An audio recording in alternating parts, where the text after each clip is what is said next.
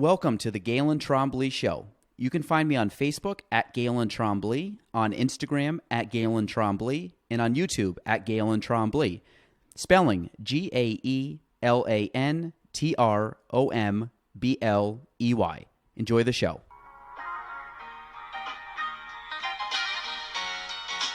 Welcome to the Galen Trombley Show.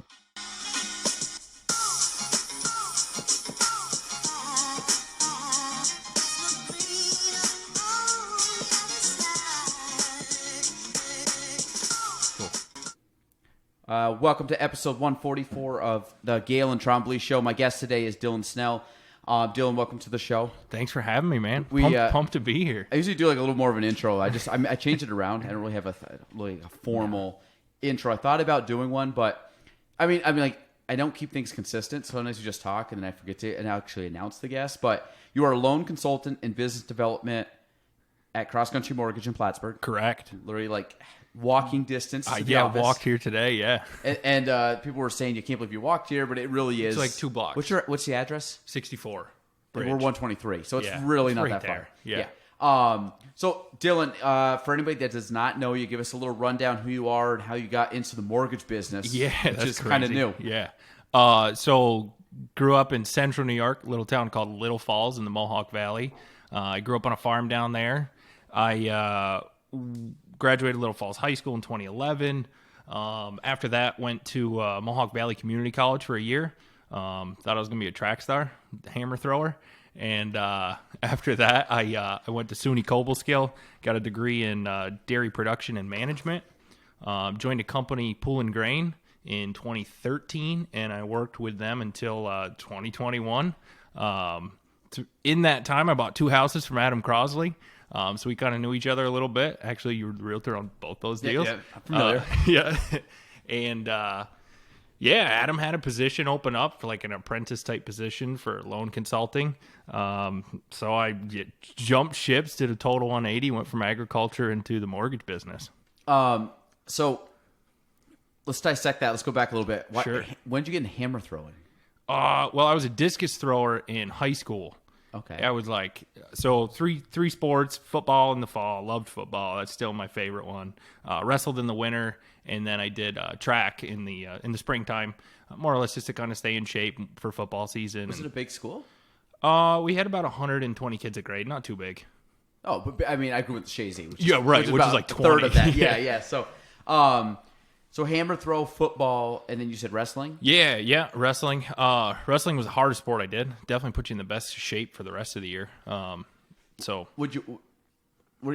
guess what weight class were you in? I wrestled. I was about 188 pounds, but Okay. We had 2 guys. Actually, my brother and I were both in the same weight class. He was 2 years older, and so we just kind of floated back and forth, depending on the tournaments. He was a really good wrestler, so he was our A choice. So whenever we got into a match, depending on who we thought the better wrestler was between the 189 and the 215 weight class, we would just switch the roles. He would take the better one, I'd take the lighter one. Oh, so you could fight, you could wrestle up? Yeah. Or did you have to cut weight, 189? I was about 195 going into the season back then. So So if you went to 215, you were I was disadvantaged? wrestling out of weight class at 215, but Okay. Yeah. How was your success at that? not great, man. I was gonna say, 20 pounds in wrestling's a lot. Yeah, it's a especially when huge guys know difference. how to leverage themselves. Well, and especially as a freshman in that weight class, that's generally a senior weight class. So I'm 6'2", I'm a big guy, and it was a challenge at times. I see like professional wrestling and like MMA and those guys and boxers like cut weight. Oh, And then yeah. they obviously they refeed and go fight, but it's like, I think what they've been talking about, like taking the weight classes and trying to like almost, I say cut them in half, but make the gap smaller so people aren't like starving themselves to get under weight class. It sucks, man. I mean, we had to do a hydration test a couple times a year in that season just to make sure nobody was like dying. Basically, the state required it, and it was fun. I mean, honestly, it was more into wrestling just to get in shape for football and kind of maintain that shape throughout the year because the conditioning is so intense. There's nothing really like it. What'd you do for football? I was a defensive end. Okay, so always on the line? Were you always, Always a lineman. Yep. You never did it 2 ways? Did you have enough kids not to have to? Our school was small enough that I played both sides of the ball. Actually, special teams too, but defensive end was kind of my thing. And offensive line also? I was a guard. Yeah. Okay. I was gonna say like over 6 foot. I'm sure they put you there. Yeah, that there or wasn't like a really tight a end or choice. something. Yeah. Little Falls is a very rural school, so if you got like a kid coming up at 6'2" when he's a freshman, kind of licking their chops. yeah, they're like, yeah, you're going on the line. Were you 6'2" that young? I was 6'1" when I was a freshman. I didn't grow Jeez. much after freshman year. So I went to the doctor's the other day and said I was 5'8". Yeah. And I'm like, I'm like, I got sandals on. She goes, I've always been 5'7". Yeah. She goes, you don't have that much of sandals. Then I look down, my sandals are almost exactly an inch. I'm like, I'm still 5'7". I have not grown. I think I had like a little bit of a growth spurt, maybe like freshman year of college, went from like 5'6" to 5'7". Yeah, It was a pretty intense year. What's funny though, man, is Plattsburgh State was actually the first school to send me a recruit letter for track. Okay, I was gonna say my junior year, and I was like, Plattsburgh State, dude, no way. Like I looked at it on a map, I was like, I am not moving all the way up there. Like I was in Central New York at the time, and then here I am 10 years later, even more north than Plattsburgh, yeah. right? Yeah. So civil engineering. Then you went to the Associate of Science of Dairy Management and Production. Yep. Was it like farming always kind of like the mindset going in? Absolutely. With the civil engine, you get out of high school and you're like, I don't really know what I want to do. So I went to a local school, and I mainly because I knew the track coach there. He was a super guy. So after about a year of that, I was like, wasn't feeling real passionate about the engineering thing and didn't think it was a good fit. So I kind of went back to what I knew and got in the agricultural program there. Loved my time at SUNY Copelskill. It was very hands-on, very good, my style type learning. Met a lot of really cool people, and then I feel it got me prepped really well to get into the industry. So when you were young, I mean, is your family still running an active dairy farm? No, my uncle has a dairy farm. My parents, so I'm fourth generation of raising beef cattle. Wow. Okay. Yeah. Technically, we're not 4 generations at one farm because my parents are still back there. Where we are is, I guess, first generation. But, my parents, my grandfather, my great-grandparents, on both mom and dad's side were farmers. So when you say beef cattle, that's purely raising the cattle for beef, like to be absolutely like slaughtered more than for milk or whatever. Yeah, 100%. We don't milk cows. The way we kind of run our business now is we're basically up to about 30 animals total. This is on your farm? This is on our farm in Chazy, yep. We cover just about 100 acres of ground for hay a year, and then we pasture about another 30. We would do something called rotational graze, so we don't feed anything in the summer other than our pasture grass, and we intensively manage it so the cows spend no more than 3 days in a pasture. We have 11 pastures that we work off, and that way it just kind of ensures that the quality of grass that they're getting is like super high end the whole way through the process. So we are technically a grass-fed herd all the way through. Do you always carry about 30? Yeah, so we're kind of changing our style a little bit. I think, honestly, like COVID has really changed our business a little bit from the perspective of what the supply and demand is. We're getting a lot more interest in like local beef. Like essentially, we cover the slaughter and take care of everything. We send it to a USDA facility at Tri-Town. So I'm getting so many phone calls. It's like, hey, do you guys got a quarter for sale, or do you got hamburger for sale, or something like that? In the past, we've done 1 or 2 animals a year for that. This year, we're looking at doing like 12. So basically, one a month. So out of the 30 each year, how many would you actually send like to slaughter? Do you call it send slaughter? Or yeah, what? Absolutely. Okay. No, you're correct there. So in the past, like I said, we've done 1 or 2 a year, and then the rest of our calf crop. So everybody calves in May. Okay. And calves is what? Like new animals, like baby calves. Actually babies. Okay. Yep. Gotcha. So we're a seasonal calving herd because we live in upstate New York. We don't want to calve in the middle of winter. So everybody calves in between April and May, and then by about October we do. In the past, we were sending all those animals to the Finger Lakes. There's a really good auction down there. Zip higher price buyers, so it's a good place to send them. So we put them on a double-deckered 18-wheeler cattle trailer, and we ship them from Chazy down there. So in the past, that's kind of what we were doing, was selling all our calves that way. Now we're getting to the point where it's basically a commodity market, right? So whatever they're paying price per pound, you're kind of stuck with what it is, right? Now we're getting to the point where we're not going to do that anymore. We're going to retain those animals, which is like this year we've got 9 calves.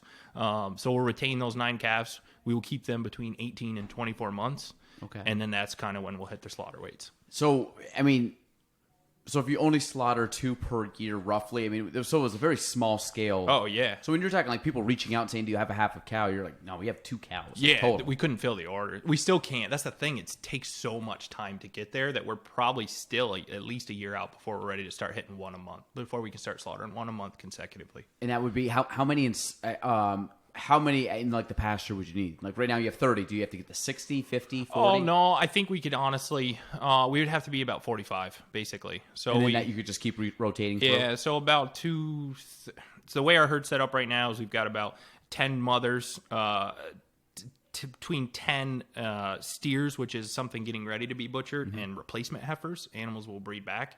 And then we've got 10 calves. So it's about a third on everything. So basically, we'll just have to double that middle number there. So we'll have to run about 20 steers in that section. In order to grow that to 45, is that purely the calves that get born on your property? It's not like you out and buy somewhere else? The thing about it is I really like just raising from within because I know what the quality is. Yeah. You know, I'm not huge on going and buying animals. I have bought animals from, I bought some animals out of the state of Vermont. I know a guy over there is a very good breeder. I've bought some animals local to kind of get our numbers built up. But now that we are where we are, our biggest restrictor is land. I mean, you're from Shazy, the majority of the land is controlled by some larger farms, which is fine. But we just have to be a little bit more competitive on land. We have to work a little bit harder. So right now we do about 60 acres in Ellenberg. So we truck all our equipment up to, it's actually the base of Lion Mountain is where we are. So it's a little past Ellenberg. So we truck all our equipment up there. It just takes some extra time and stuff, but that's probably our biggest limiting factor on growth right now. So when it comes time, like, is this more of a hobby right now, or is this something you want to turn into a very lucrative? I say lucrative, but like a relatively lucrative business. Yeah, I mean, right now we break even every year. That's the one benefit to agriculture is the tax benefits to it, right? So I would certainly like for it to be a manageable, but there's no way for where we live in this part of the country that it could be a full-time, step out of the mortgage business and do that full-time. So it is kind of like scratching the itch of still being in farming, still Absolutely. kind of being... Now, how was that growing up as a kid, like working on a farm? Do you have you obviously didn't milk cows, but you had the chores? Did you? Yeah, absolutely. Early morning, kind of before school? Yeah, it's, the beef cattle business, which was really cool. There's some seasonality in the work. I always tell Victoria, who didn't really grow up on a farm. Did she do all the stuff too? Oh, absolutely. Really? Yeah, okay. She loves it. Cool. Yeah. Which was like, it's grown, like Victoria's my wife, by the way. It's grown year over year for her, in terms of her involvement in it. Yeah, but that's cool. Yeah, no, it's fun. It's fun to do as a family. And, so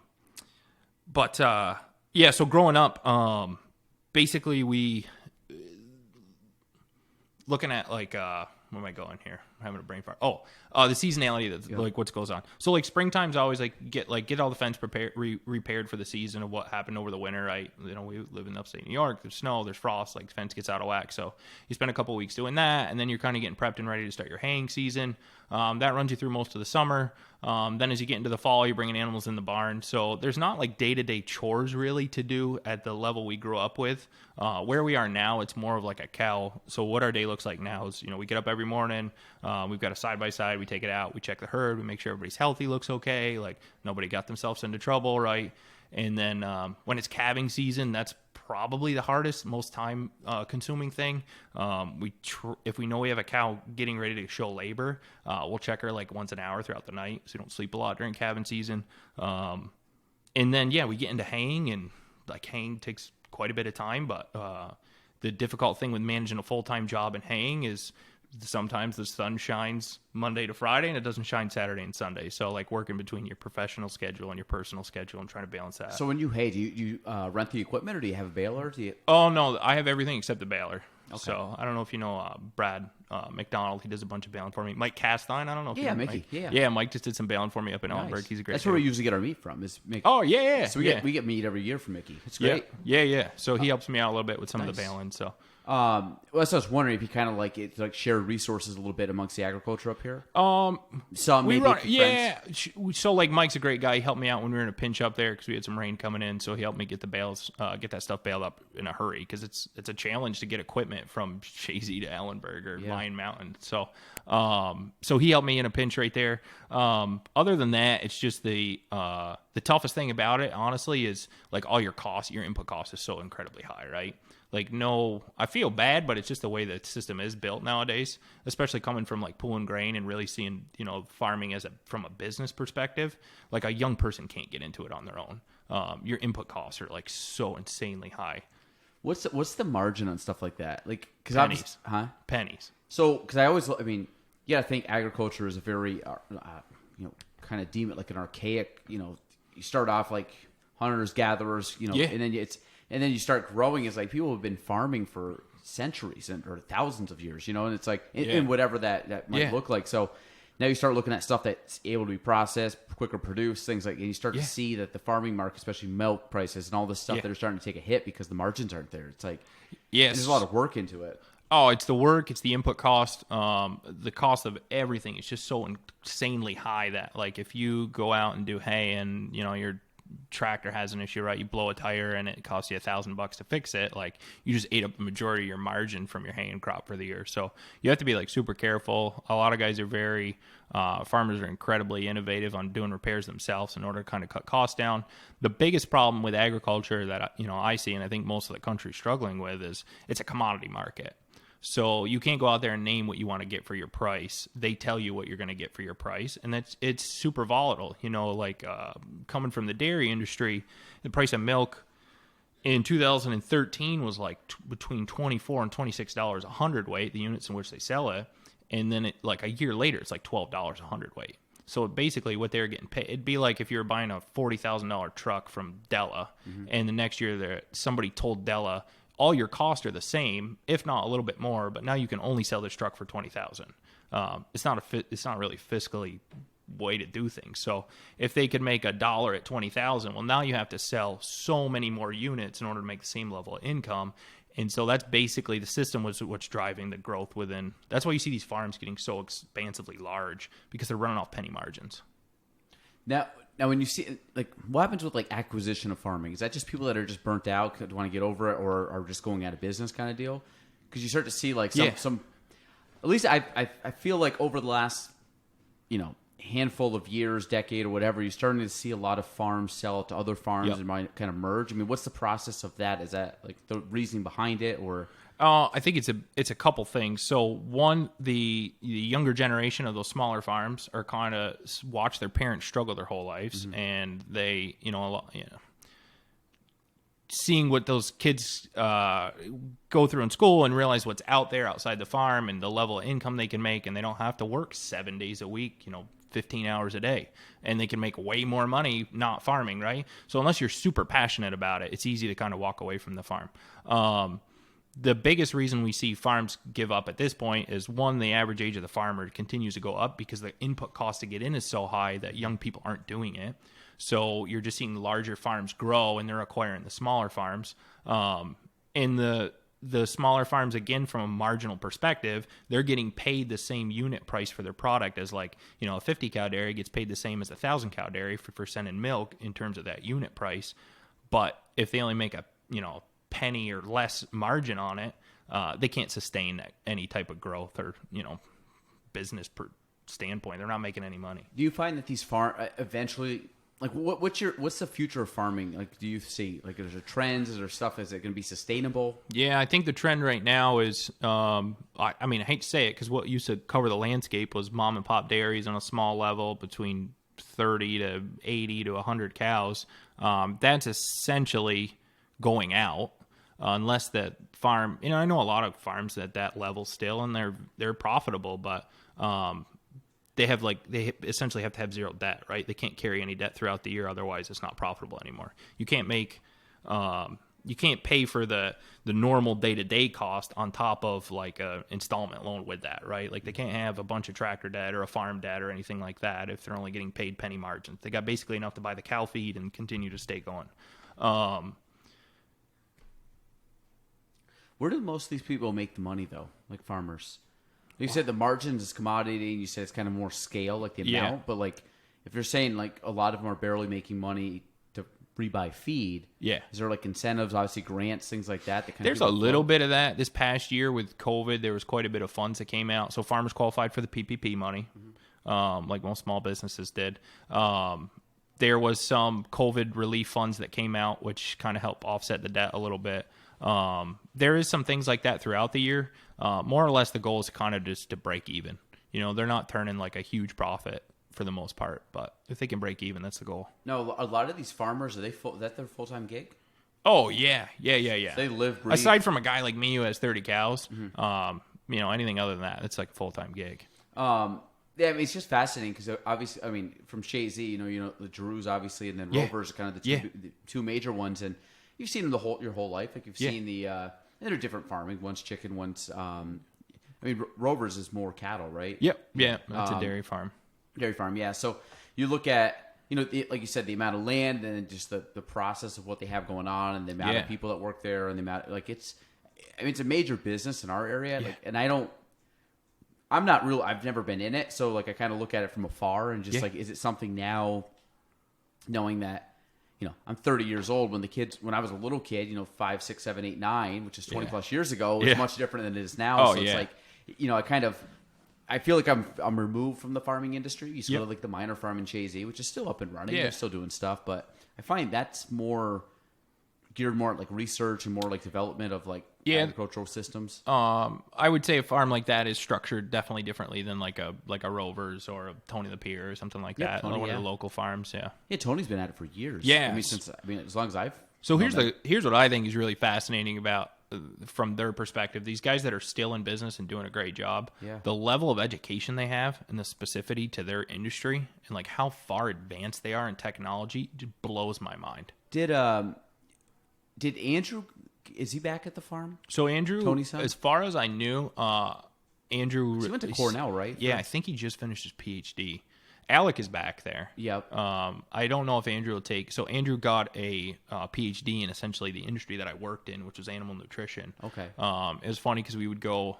Like it'd be an East Coast event, and like Andrew would be like presenting about like his research, right? Yeah, so it's smart kind of cool. kid. Yeah, like brilliant. Yeah. Like just blew me out of the water. I was like, dude, I don't even know what you said. Like, I'll buy you a beer, give me the dummy version. Yeah. And no, he's a great guy, but the research he's doing is literally just like light years ahead of anything we've kind of seen in the past. Really? So he's pretty innovative with it. Yeah, I mean, like you're a healthy guy, like you're into working out and stuff, and I'm sure like your nutrition and like from the amino acid standpoint.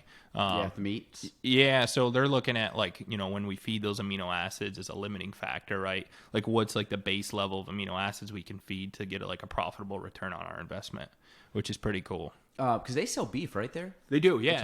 Tony's got a great little beef business there. Yeah, he's done a wonderful job of that. Yeah, so I mean, that would be a supplement off of, because he's dairy also, right? Yeah, I would say the majority of Tony's business is structured around the dairy farm. Dairy? Yeah. How many cows does he have? So when I got out at Poulin, Tony was milking right around 500 cows. Wow, that's good. Now, I'm assuming that's all machine milked, right?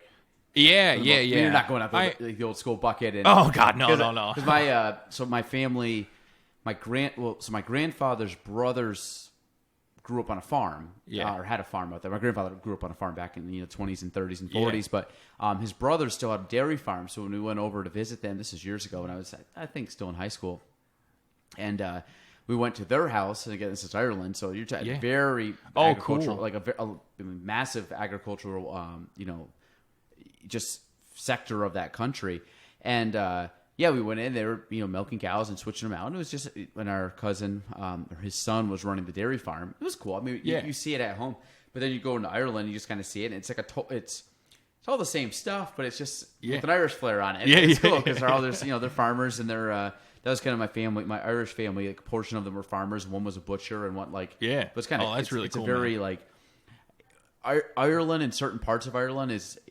I would say decades behind us. Yeah. Even like rural where we are, and you go over there and you're like, man, it just seems like I'm like going back in the past a bit. Oh, yeah. And it's different system. It's cool though. It feels slower, and it's kind of like it's a nice reprieve from the day to day like craziness. But so you left. Okay, so you left.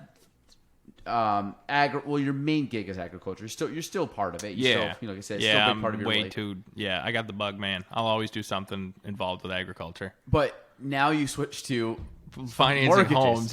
So kind of which is cool because we had talked. How long you been there now? I started beginning of April, so not even way. 3 months. It just seems like, longer. It does. Because I remember talking with you prior to you going into it, and you were kind of asking about it. And I could see your wheels turning as to is it good or not. And again, I know about as much as I just talked to you about dairy or agriculture, but like kind of knowing the mortgage industry and been, working side by side with the mortgage lenders in the area. Why did you make the jump? How's the transition been? Like, what's life like now? So with everything we just kind of covered, talking about penny margins and farm consolidation, basically my role at Poulin for the 8 years I was there was animal nutrition and sales. And, it's like any salesperson would know, you have goals that you have to meet year over year. It's hard to kind of meet your goals when you're seeing 10 to 15 to 20% of your business just sell out, like just disappear. It made me a little bit nervous. I'm a young guy. I'm only 28. I've got a 2-year-old son at home, and I was like, where I live, with what my life goals are, I don't know if I want to start. Poulin Grain was amazing. I have nothing but good things to say about them. They're a great organization. They gave me an opportunity to start calling on farms back where I grew up in Central New York. But 4 hours one way, once a week, it was like, I don't think that really lines up. Were you doing that? No, it didn't get to that point. Okay. Yeah, that's when I kind of decided. Adam had put out that he was looking for somebody, and I didn't know Adam that well then. I mean, I did 2 mortgages with him, but it's not like we hung out on the weekends. As you know, he's got a big team around him. So yeah. And when I did my last mortgage with Adam, it was still like just Adam. Okay. Yeah, which was Nicole there at the time? She was, but like I never met her. Okay. Like it was like my loan was like Adam and Katie. Right, that's who I remember from my last mortgage. But wow, yeah, that was a long time ago. Yeah, it's 2018, right? Wow, see, that also seems longer too. But okay. Yeah. So he put out, he's looking for somebody like an apprentice, and I was kind of worried about the futures, and I wanted to make sure you kind of got the vibes in the dairy industry that, like, I hate to say this, I'm like, if anybody from dairy industry is listening, they're gonna kick my butt, but like, kind of feels like the coal industry, right? Like, at some point, it's not sustainable. Like, a future is not sustainable at the level that we need it to. So, look, it's so it's funny a real train. Yeah. We can't hear that from the office. Oh, at all? Yeah, like not at all. It's crazy. Because they honk here because we go past the road. Oh, because you go down to the Turtle. There's a Dock Road, right, Dock Street. Yeah. Okay. Yeah. So getting back to the grain thing. So I got out of the grain business. I talked to Adam. I went to his camp on New Year's Day, and I was like, "Hey, dude, like I got time. I'll shoot down and meet you. Like, keep everything real quiet." Like, it's been cold up there. It actually was like a decent day. Okay. Yeah. So like, I don't know why he was going to his camp on New Year's Day. I don't know anybody go down there in the middle of winter. Sounds like Adam, though. Yeah, right. Like he was just going to cut trees or something down, right? Yeah. So I bushwhack something. Right. So I shot down. I talked to him. He kind of told me what he was thinking, and I was like, yeah, that's not what I want to do. Like, I don't think I want to do this, right? So I was like, hey, dude, appreciate your time. Like, here's some stuff that I worked on sales-wise, but, like, I got to digest it. It's, like, so polarly opposite to what I've been doing. Like, I couldn't see myself doing it. And I'll give Adam credit, man. He follows up, and he follows up, and then he follows up again. He's worse than those guys that call you about, like, extending your car warranty. Like, he just and so eventually he's like talking about it, and I kind of figured it out a little bit more. And Adam, I don't know, I'm sure you guys have heard his saying, or maybe it's your saying, I don't know, like the ready, fire, aim deal. Okay, yeah. And I was like, dude, don't, like, I'm jumping a 10-year career to come here. Don't tell me ready, fire, aim. Like, give me a plan, you know? So I give him credit. He worked things up. He figured it out. And then, the interesting thing was, I love doing I was essentially a consultant at Poulin. So, it was sales and consulting, right? So even if you couldn't help somebody, you helped them figure out a plan on how you could help them, right? And when he explained that role would be very similar in the mortgage business, that was something that was really intriguing. That's something that kind of bred into me. I love helping people. I want to be able to help them figure out a problem. Maybe they're not qualified right now to buy a home, but if we can take the time to work through things and follow up with them once a month or once every 3 months, whatever works for them, and kind of go from there and get them established and ready to buy a home, it's cool because even from April till now, I've been able to go through that process with a couple of people. Like, hey, you kind of weren't ready. Let's fix a couple things here, and hey, now you're buying a home. Like, it's a very rewarding process. Do you find, how is it being on this side of the mortgage now, where you've been on the other side a couple times as a consumer of it? But yeah. I don't. Do you have obviously a better understanding now? Oh yeah. But I mean, is it more of like an appreciation or more? Because I always wonder, like, when I got into real estate, and I never bought a home before. Yeah. So it's kind of like I don't know any different in any home I've bought, and I've bought since I've been in real estate. This is gonna sound super millennial and like terrible, but like when I bought we bought a home in like 2015, I think, and then sold that home and bought one in 2018. It's back up for sale, I believe. Oh, don't bring it up, man. It's a sore subject. Okay. It's sold for like 70 grand over what we sold it for. Oh, did it? Yeah. Well, the market's insane. Good for them, right? Yeah. I'm like, dude, I just gave up college tuition, but good for them. Yeah. No.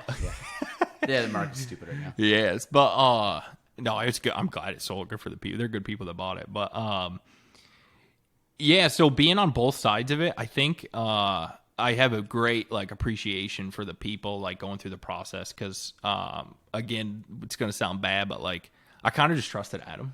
I was like, all right, this guy's like kind of a redneck like me. Like, I don't think he's gonna do me wrong in this process. So I was like, you just do what's best, man. This is the house I want. I was never like a shopper. Yeah. I'm not like the guy that calls and is like, you better give me an interest rate or I'm walking, right? I was like, dude, I want this home. Like, just help me get it. And like, he helped me get the first one. So on the second one, I was like, no brainer. I'm calling Adam.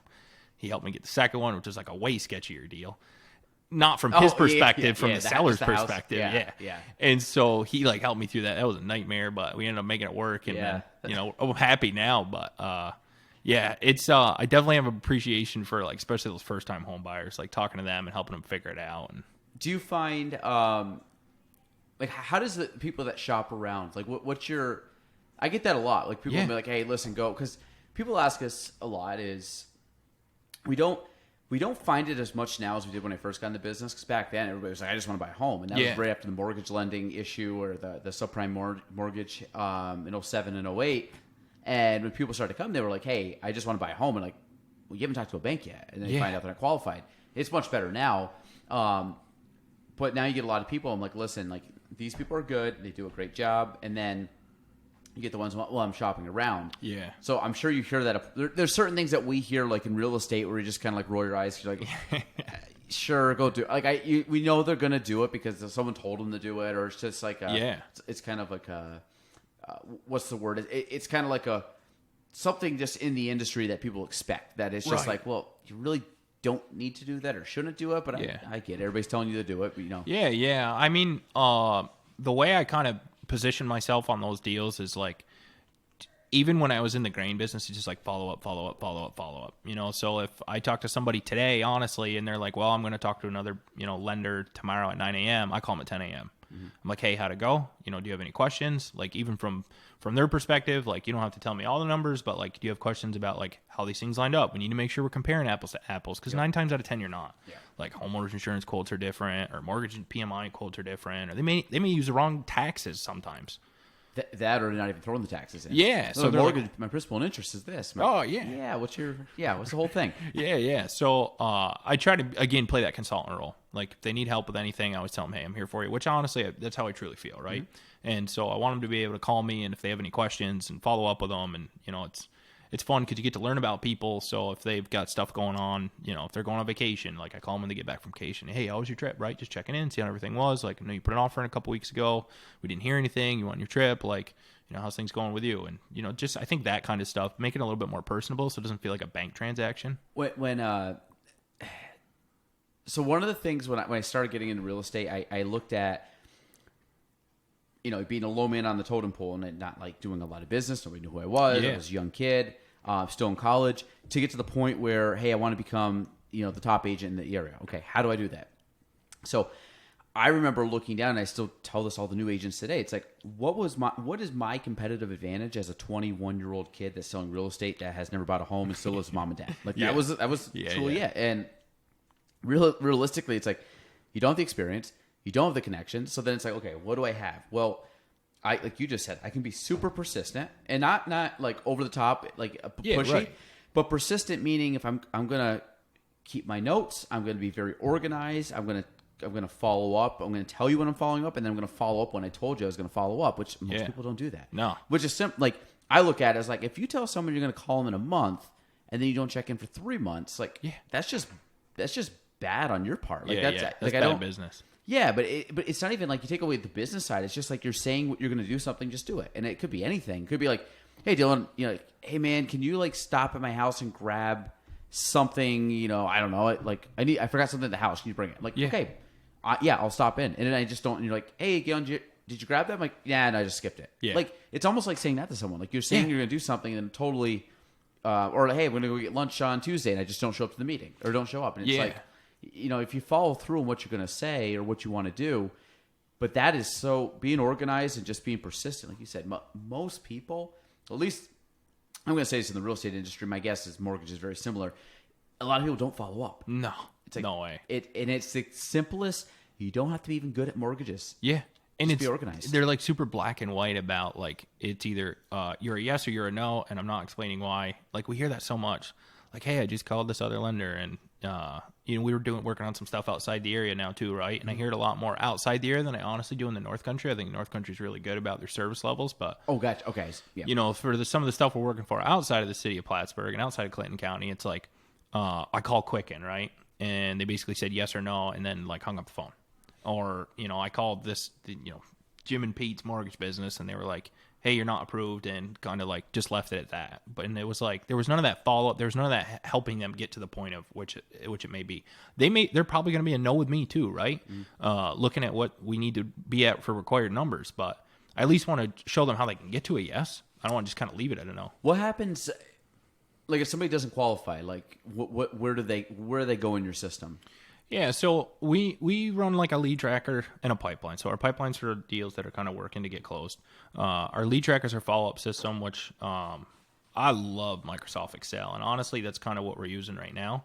I've got my whole week set up on Excel tabs. So especially with some of the business development stuff that I'm doing where I'm reaching out to areas outside of Plattsburgh, and I need to be responsible for following up with them. I'm making so many phone calls, and some of them it's just like simple stuff like, hey, I'm Dillon. We're in your area. Just want to let you know, we're licensed down there. We can help you out with some stuff. Here's some info about our loan programs.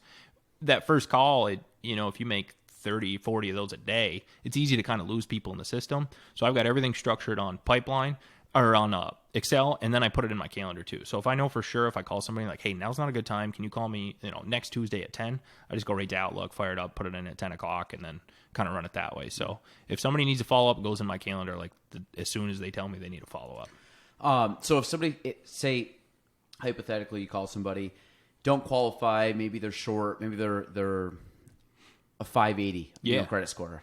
Like, are you guys looking at that as done deal, like just cross them off our list? Do you put them in a future follow-up program? Do you? Oh, no. So what we do is we're kind of responsible for that follow-up within Adam's team, right? Like whoever takes that initial call is the way we look at it is kind of responsible for that follow-up. So if I talk to somebody today and if they're a 580, which by the way, we can qualify a 580.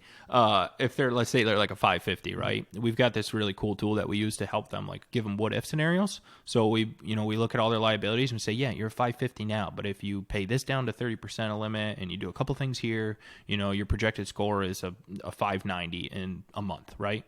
Or in 6 months or whatever it takes. Maybe they don't have the funds to do that all in a month, which is understandable. So we try to set up a plan with them to get that stuff taken care of so they can get their credit score back up.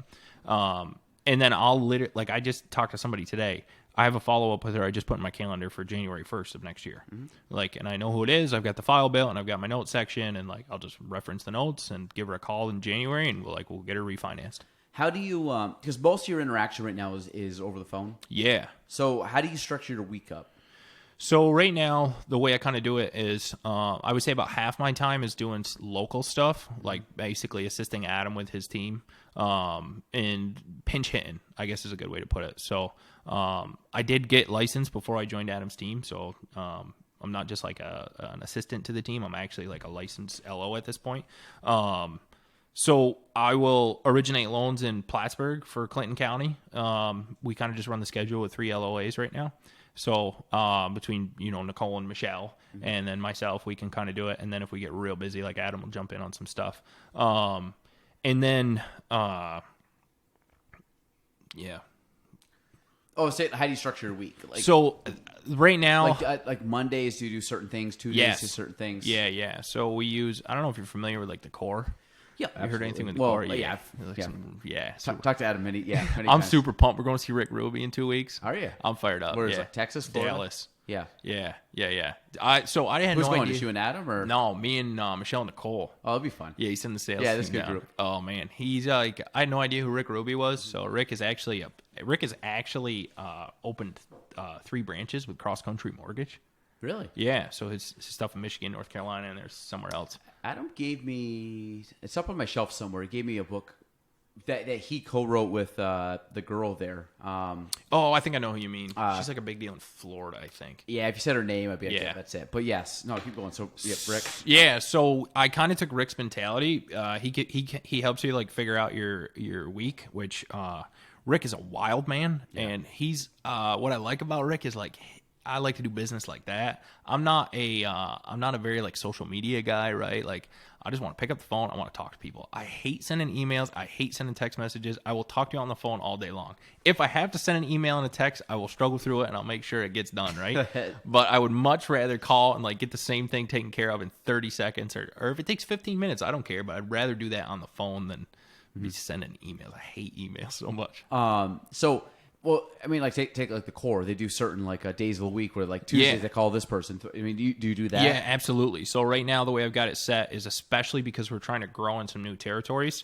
My Mondays are call 40 real estate agents. Mm-hmm. Now we have a list that we're working with, but honestly, I felt like the quality of calls we were getting out of those because it's all cold calling, man. Now it's getting better because we're 3 weeks in. Now some of it's actual follow up.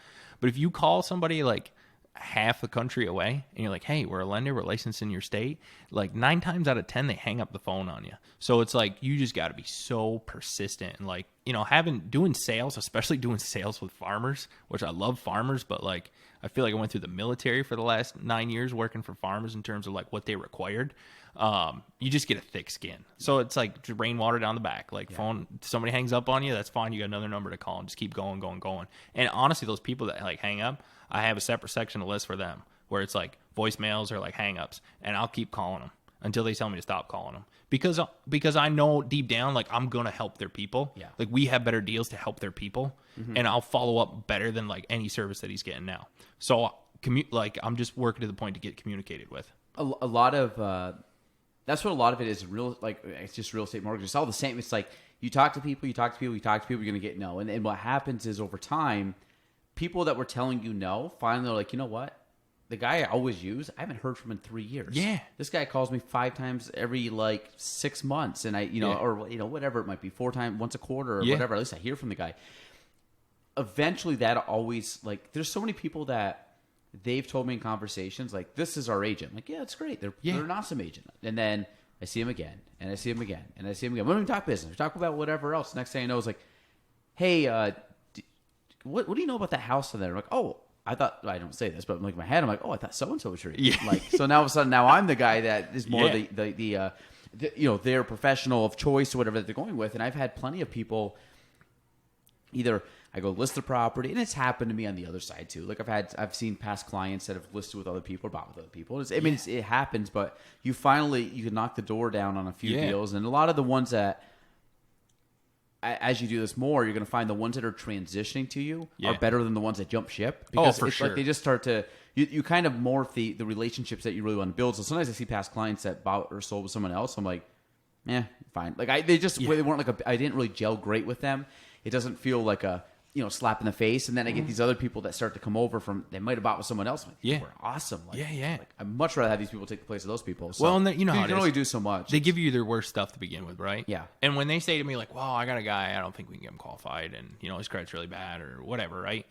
I love that. Give me that one, right? Because then if we can make it happen on that one, it just sets the tone for what we can do on the good ones going forward. Or even just your effort level. Yeah. It'd be like, I just gave this guy what I thought was going to be a joke, and he actually like followed through better than I've ever seen anybody do it. And all of a sudden, well, here's a little better one, and then a better one. All of a sudden, here's a slam dunk. Yeah. I think the mortgage industry in general has probably got a bad rap over the years.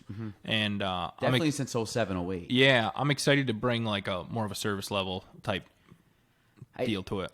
The one, like I look at like car sales.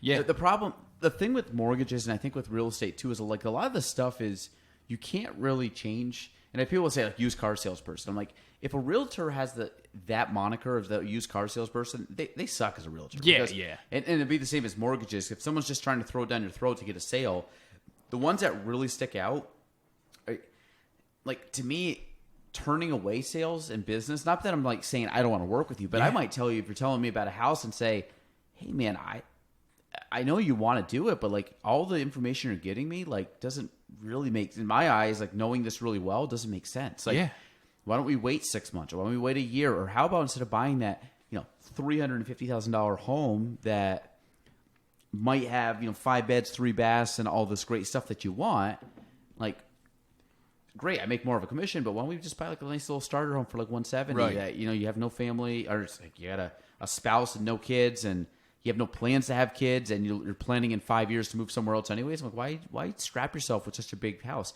So you have those conversations with people, and at the end of the day, I find that goes a long ways, where it's like, well, here's this guy almost like negotiating against himself, but doing it for the betterment of that client. Right. And I think you have to have that mindset, because if you're going the other way of like if you're driven by money, there's a few agents I've dealt with in the past, and there's a few that you deal with it, and you're just like, man, like that person is just ready to self-implode, because they're if you're driven by money in a lot of these businesses, like you're not gonna. It's like you got to really look at client goal. What's the client trying to accomplish? I or you yourself know what you're doing, and know, like, when I call people on the phone, or if I talk to people or go on an appointment, in my eyes, whether this is true or not, but it's self-belief, I believe I'm the best person to help them. Yeah. And if they don't use me, I think they're like, I don't tell them this, but it's like, I just think in their head, I'm like, they're absolutely crazy not to use me, because I don't think anybody's better than me. And I think having that, one, you do have to be good, but you have to have the self-belief, because you just go in and be like, I don't know if I'm going to get this. I go in, I'm like,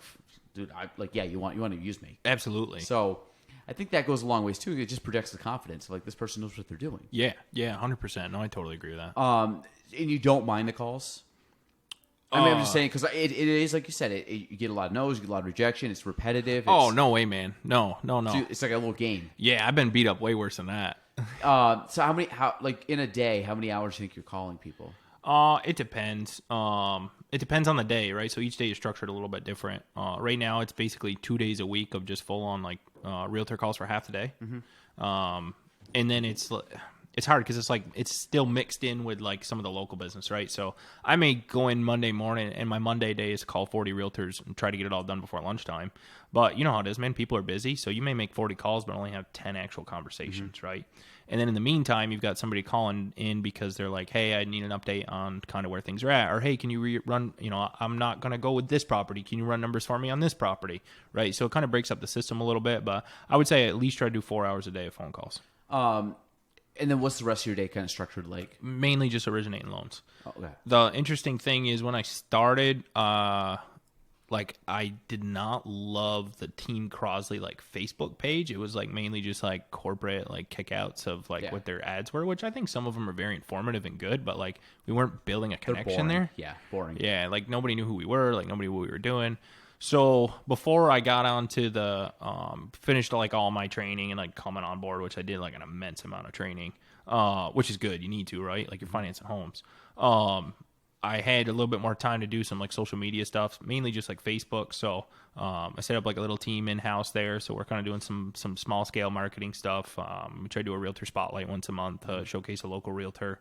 Trying to kick out a little bit more of hey, these are reviews of our business, right? I enjoyed working with Adam or Nicole or Michelle or Katie or Roxanne, right? I enjoyed that process, just to get our name out there a little bit and take some more pictures and kind of kick things out. I think because I've talked to Adam about this in the past, Adam has done such a good job building out his business through relationships. Yeah. And a lot of bankers, the one thing I'll give bankers and lenders, especially in our community, they're super out and about and active when it comes to networking, when it comes to events, when it comes you very rarely see bankers just never come out. It's bankers, I think, are on the front lines of a lot. I mean, realtors, yes, but if I go to a chamber event or an after hours, there's so many bankers there. Yeah. But but it's good. I mean, they're out and about. They're they're doing what they need to do. And of course, there's always, I look at you go to after hours, I'm not trying to meet the 100 people that are there.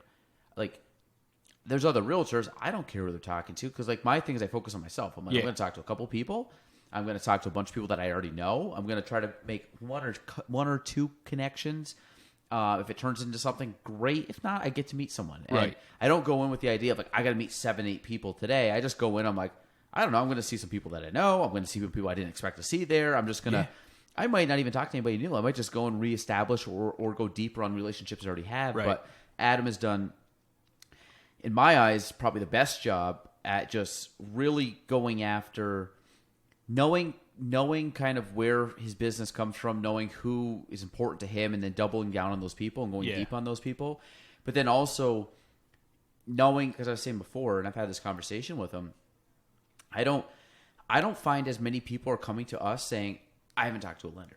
Yeah. And, and when that happens, it's like, that happened all the time. Now it's like, okay, so a lot of people already know I have to talk to a lender. So they might have already gone to you, contacted us and said, hey, we've already talked to this cross-country mortgage. Like, okay, awesome. That's great. We're not reciprocating it as much because we don't have the opportunity. Right. But from there, that's when you got to start, like you said, the social media thing is knowing you have a fun group of people and a good group of people that are out and about and people know them. And, a lot of them have been bankers at other places. Yeah.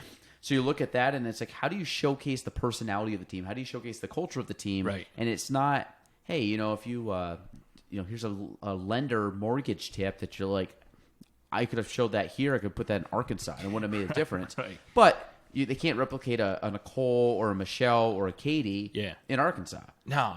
So it's like, let's showcase the people. Let's really get the personalities. Like, I think if you guys focus on that, knowing that you guys, I think, do a great job with the people that are there, it's just doubling down on that, getting your personalities out. Because again, people do business with who they know, like, and trust. So if they see you on social media, that is knowing you. Yeah. And they might like you because they might like your style of social media. I've had plenty of people come to me for based on social media, but then I do a lot of networking. The networking to me is the know factor, or the know, like, and trust. So it's the like factor, because they might know me from social media, but they want to meet me face to face, and then I can talk to them like, what, I like that guy. And then eventually you get to that point where you become that, like, resource for them in that field. Right. So it's kind of like that. It's a progression, but as you've been in the business longer, it happens quicker and usually at a greater scale, just because you've built up that foundation level where the first couple of years, it's like, I mean, you're going into a very solid, established team. So it's like, you have your growing pains, but you have great mentors on the team. Oh, for sure. But if you look at someone starting out in a lot of these businesses, it's like, the first couple of years are gonna be a little rough because you're not getting traction. You're basically trying to claw at, like, ice, basically, and you're sliding down the hill. And then eventually you're like, okay, man, now I'm, like, running because I mean, the average LO is doing, like, between 3 and 4 deals a month, right? The national average. Adam's doing much better than that without getting into official numbers, but I'm basically able to do 2 years worth of training in just a few months, right? Which is, like, been so key. And that's honestly the only. I would have never been like, as in January when I talked to Adam, right? I wouldn't have been like, I'm going in the mortgage business regardless, and I don't care whose team I'm on. It was more like, I'm not going in the mortgage business unless I'm on Adam's team, right? Because I knew that he had that system there. I'd been through that process a couple times, and I knew that, I basically spent all of April and May in Michelle and Nicole's office, and it would just, like, one-on-one, like, mentoring, like, meeting with clients, and then, like, slow steps up to make sure, we didn't want to sacrifice any customer service while training a new person, but also want to make sure, I got the education level that I need in order to succeed.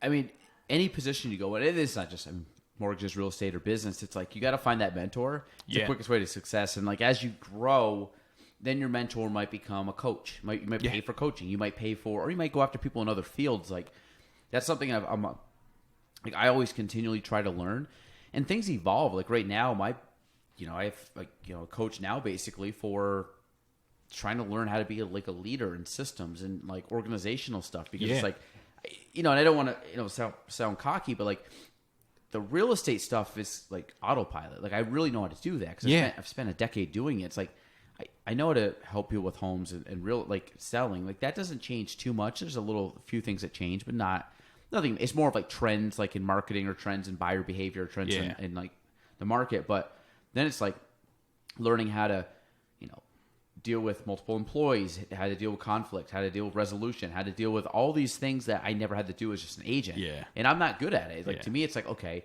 And I find that I spend more time in the day working on that stuff versus, like, basic real estate. So I tell a lot of people, I'm like, listen, we have a system where I know you can make X, which is a really good salary, and work under 40 hours a week. Because my actual real estate work in a week is far less than it's ever been, partly because I've started to leverage myself, and, like, I don't have to put in the 60 hours a week. Like, I mean, the 60 hours a week is still there, but now it's spread amongst people. And it's like, okay, now I can breathe a little bit. And like I said, as you know, you get a family and stuff, time becomes more of a suck, but then your priorities change too. Right. And it's like, I don't want to be here till 8, 9 o'clock at night or 11 o'clock doing work, which I did for years just because I was trying to get ahead. And now it's, I love getting in early, but man, when it's like 5 o'clock, I know I got enough stuff to do at home that, I love to get there between 7:30 and 7:45 in the morning. Yeah. What time do you normally get to the office? 7:30, 7:45. That's still pretty early.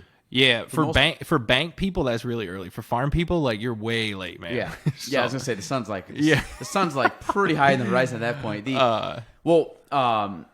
So like what? Okay, so you get there about 7:30. When do you typically stay till? 5 o'clock, unless we have something run over. If I'm on the phone with somebody and I told them I was going to get it done, I stay till it's done. But honestly, for the most part, it's about 5 o'clock, and then with like realtor calls, if somebody calls, like we've all got cell phones, right? You can call me at home. Like I don't care. I usually don't have that important stuff going on. Like sure, I may be out in like a pasture, like making sure animals are okay, but like it doesn't mean I can't talk on the phone for 10 minutes and answer your questions. Do you find it's overwhelming sometimes with just like work coming home or no? I honestly feel like it's less overwhelming than what it was in the grain business. Okay, so you did have some of that. Yeah, I was in the grain business, I was my own boss, right? I had my own territory from North Bangor over to Jay Peak. Like I covered that area. So North Bangor, New York over to like basically Jay Peak. And then, it was a wider than it was taller territory because we have Canada right here, right? And the Adirondacks. So I kind of dropped off down in Peru and then, farms up to Champlain. So it was basically like a big old rectangle that I was covering. I had to manage myself. I had to manage my own time. I had a sales goal that I had to hit. And I had a certain level of service I had to bring to our customers at that time. So I was kind of running my own business within that company. And I'm not like new to being on call, right? Or getting people call all the time. And like, honestly, dude, with farmers, which is fine, they're calling you if something's like, if you sent them a document to update feed charts and they're feeding at 3:30 in the morning and they need something changed or something's incorrect on the document you sent them, they're calling you at 3:30 in the morning.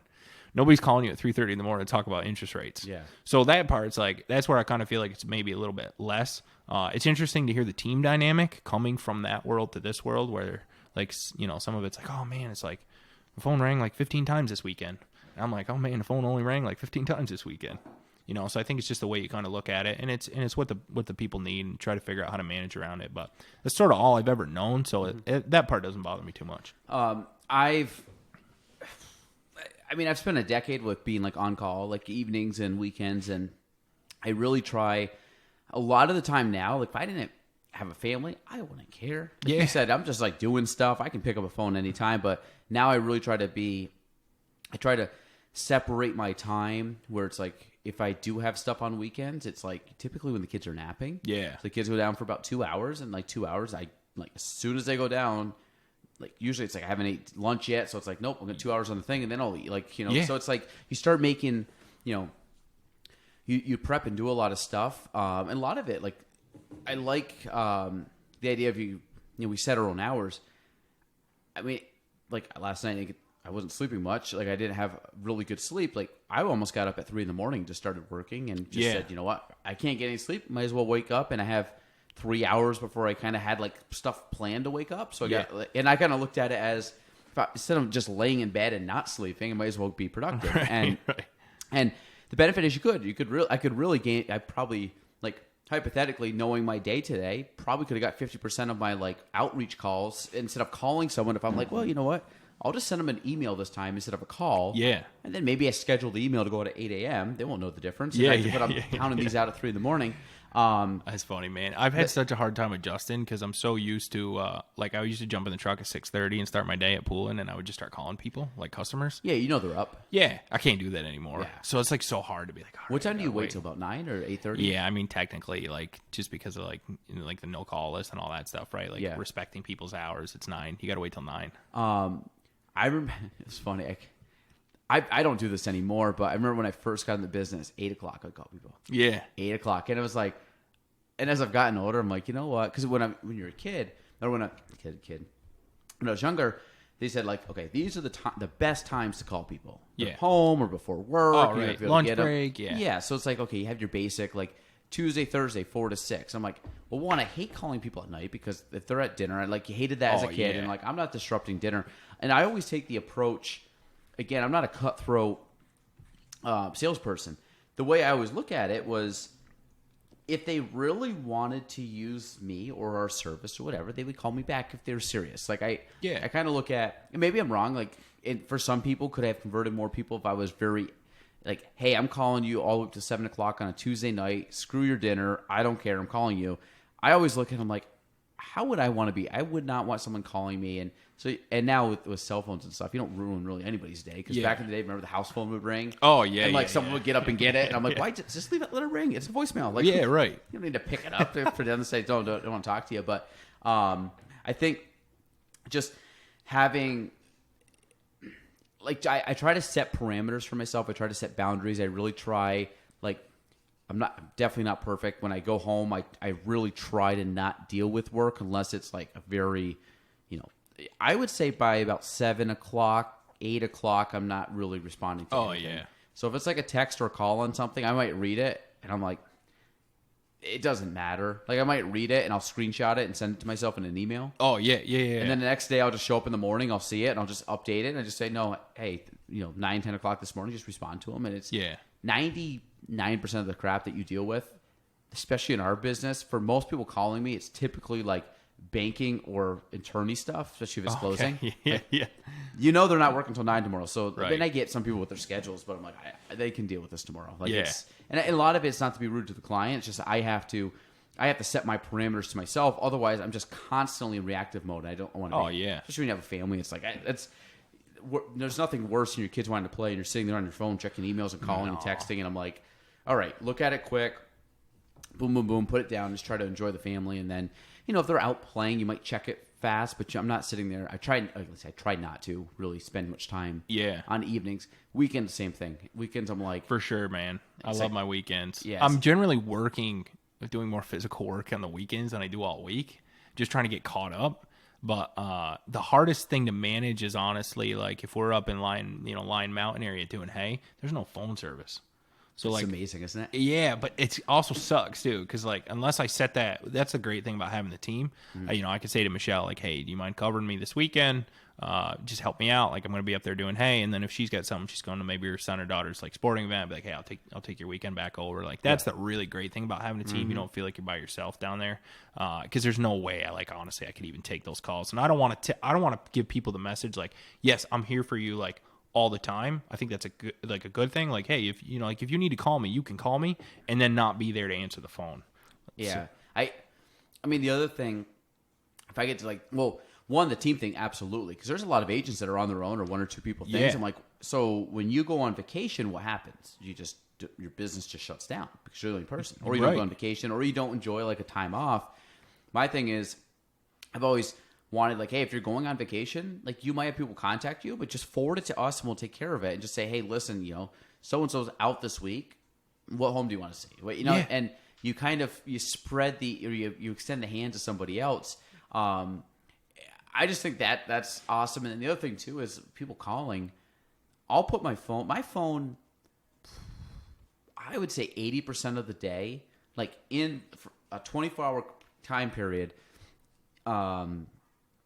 80-90% of the time it's on do not disturb.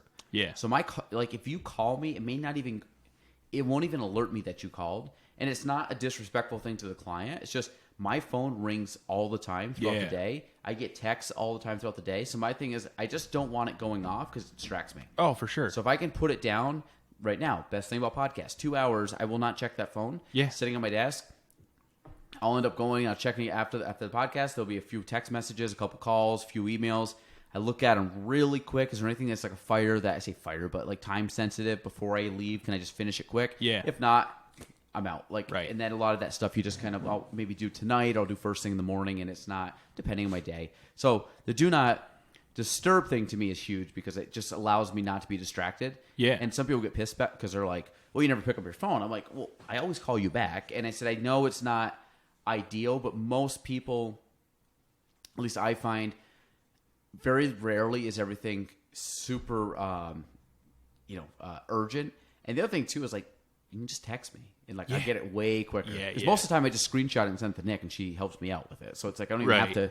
That's way quicker than you calling me and leaving a voicemail that I'm just going to forward to her anyways. Be like, I don't know, listen to it. Right. Support and I'll help do me it. out, But like, that's right. just I'm with somebody, whatever. So, but it's just trying to find those parameters so you're not like a slave to your phone or a slave to other people. Because when I talked originally before about how you structure your day, I try not to schedule anything in the morning. Like with people, I try I try to have reactive work. We call proactive work in the morning and reactive work in the afternoon. Okay, and that's reactive is responding to texts and emails and voicemails.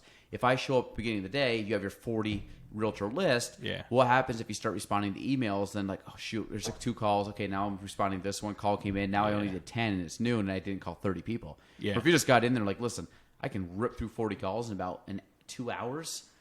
You're done. And all of a sudden it's like 11 o'clock and you're like, oh, now I can just respond to stuff and not feel overwhelmed. We've kind of built I feel like I say I haven't been there long enough to be building too much stuff over there, but especially with like, we've got some really good people in the front of the building between, Carrie and Dana, and I'm not allowed to like wait till noon if somebody calls, right? Like Carrie, if I shut my door, Carrie will kick that thing in and be like, hey, you got a phone call. Like, you got to take this, right? Like somebody's, waiting to put an offer in, especially in today's market, right?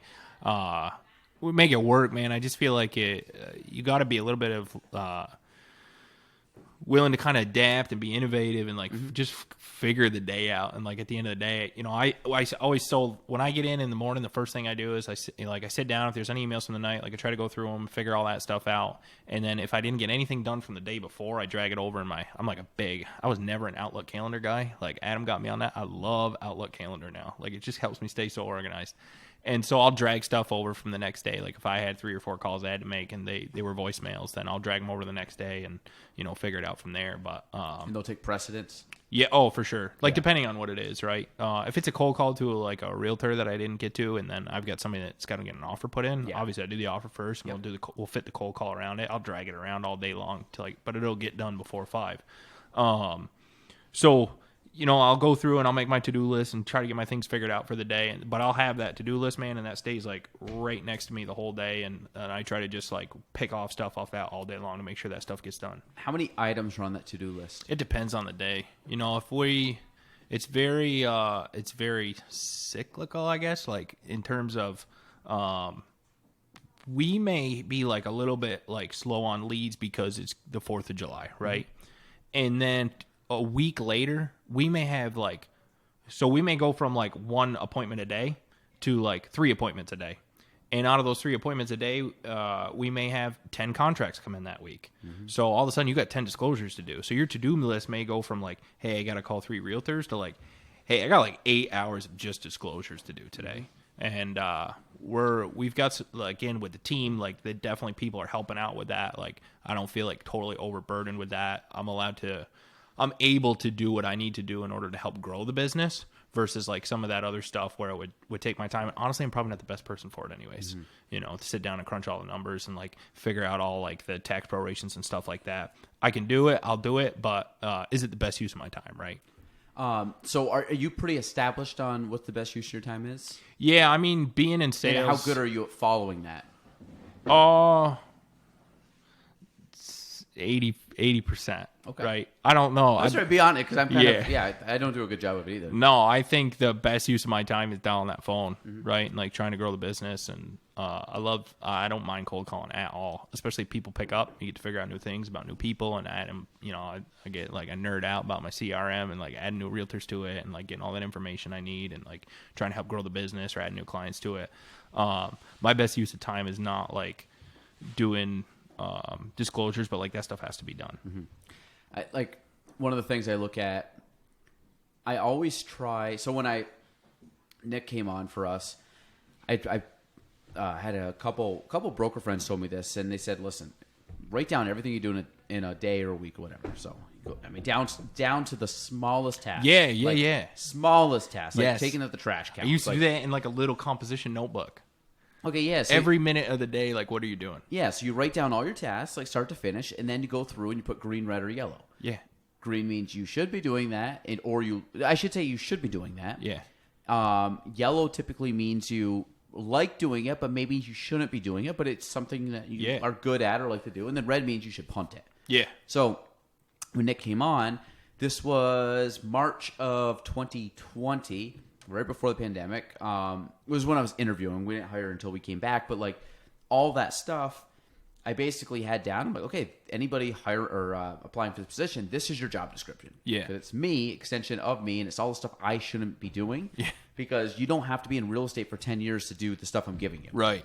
And I looked at where's my skill set that I've built up over the last handful or the decade. So then from there, now I have a brand new one. I actually redid it about a year later. I think it was April of 2021.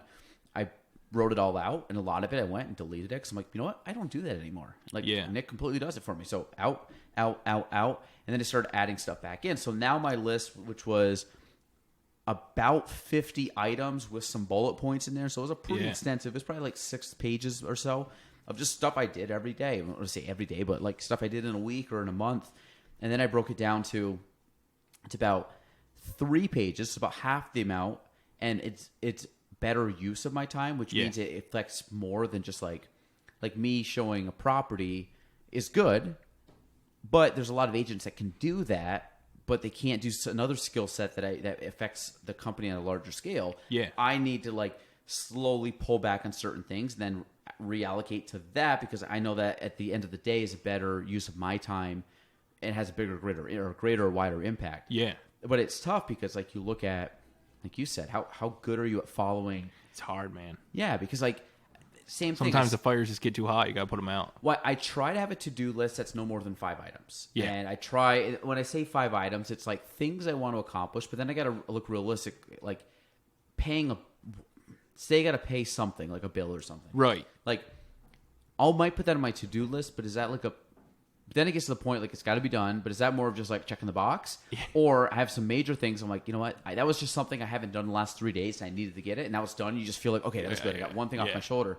So I try to have like 5 of those a day. Yeah. Knowing if I really get to like 3 to 4 of them, like I might have one carry successful. over. Yeah. Then I'm like, you know what? That's fine because things came up or whatever. Yeah. Like I was telling you before we started, I was like, I feel like right now I have most of my crap done, and I looked at my schedule tomorrow, and I looked at my to-do list. I'm like, I feel like I'm getting back to like where I need to be for tomorrow. Where I mean, there's still your to-do list is never ending, but like the major stuff I wanted to do this week, I like feel good that I'm probably going to accomplish them, and I'm like, great, because some of those are like once they're done, they're done. Yeah, you don't have to it's not like they got a reoccurring task. Yeah. So it's like, okay, can I get ahead? Can I do that? Then can I then put that on the shelf and then move on to something different? Slowly kind of tearing down that massive wall of the to-do.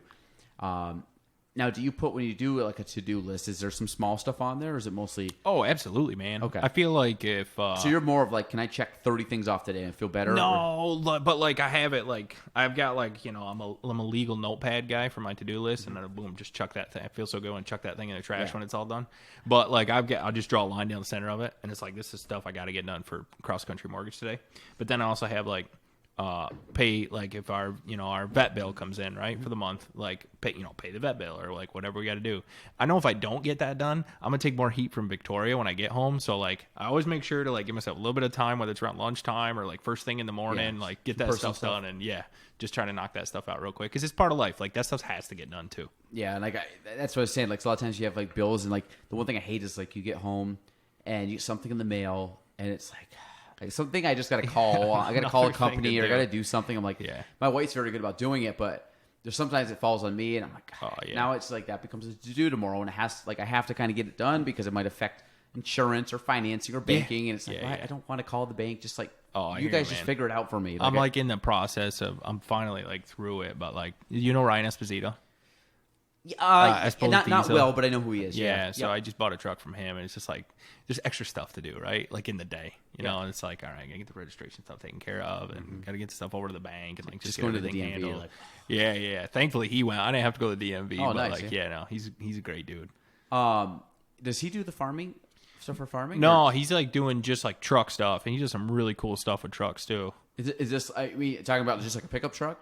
Yeah. Like decals or different kind of like... like just putting like better, he's got like, I'm going to like butcher even explaining it, right? Because I do not, like, I'm not a motor guy, but, in terms of like customizing trucks, like lifting them up a little bit, maybe putting some better tires on them, like putting better performance parts on them to either like increase like, fuel economy or increase power on those diesel trucks. So he's doing a bunch of that work, which is like pretty tough stuff to do, but he's a sharp dude. Like he's really got it together. So. And it feels good when you get the truck back and it's just like, thank you. Yeah. There's a certain point where it's like, I tried just to align myself with a lot of people that I know are good at what they do, and I just say, you know what, you're now the guy that's going to do this. I'll pay you, but you're going to do this for me. I'm just taking that task off my list. I do all the like oil changes and like brake jobs and like everything once it hits a certain point. But like now I'm just like I doubt Ryan. I won't send it to Ryan to do an oil change unless he wants the business. I'll give him the business, right? But I don't know if he wants like the time to do that little stuff. But yeah, I'm at the point now where like vehicles, like boom, you take it. On the farm stuff, I do it all. Like we do all the repairs, we do all the equipment repairs. You can't afford to like send it out to get it repaired anymore. But you've been doing it since you were a kid, right? Yeah, we do all the oil changes. If we got to do like our mower is an older mower, so it requires a lot of tender love and care. So we're always working on that thing. Spreader, like whatever it is, right? We pretty much do all the work in house. Do you like when you do the farm stuff? Where does the farm stuff like? How do you break down the day of like the farm and then mortgage? Is it like some days where you don't really have to do much on the farm? Yeah, for sure. Like this time of year, my main time involvement is like making sure we get our hay crop produced. Like making sure we get that hay cut and dried and like, you know, put a good quality food product away for our cattle for the winter to, you know, sustain a healthy, you know, body. And that what's that maybe take weekly for you to do? Oh, it all depends. Like on 100 acres, I would say if you were to take it all and accumulate it, it's like 3 weeks. Okay. I mean, we're like slower getting stuff done because of the input costs. But you might have 3 months to do that, 3 weeks of work. Yeah, but it all lines up with what we need, like a 3 to 4 day stretch from Mother Nature of pure sunshine. So if it's like, you know, like today it rained a little bit today, you can't make hay today. Like even this week, it looks like a crappy week to make hay. Because again, we're doing mostly dry hay, so we need 3 days. As we get towards fall, we do what's called baleage. So we make a bale of hay. It's still got some moisture in it, and we wrap it in a white plastic. That can be done in like 2 days as long as it's dry enough. So I would say in terms of farm stuff, like today, like perfect example.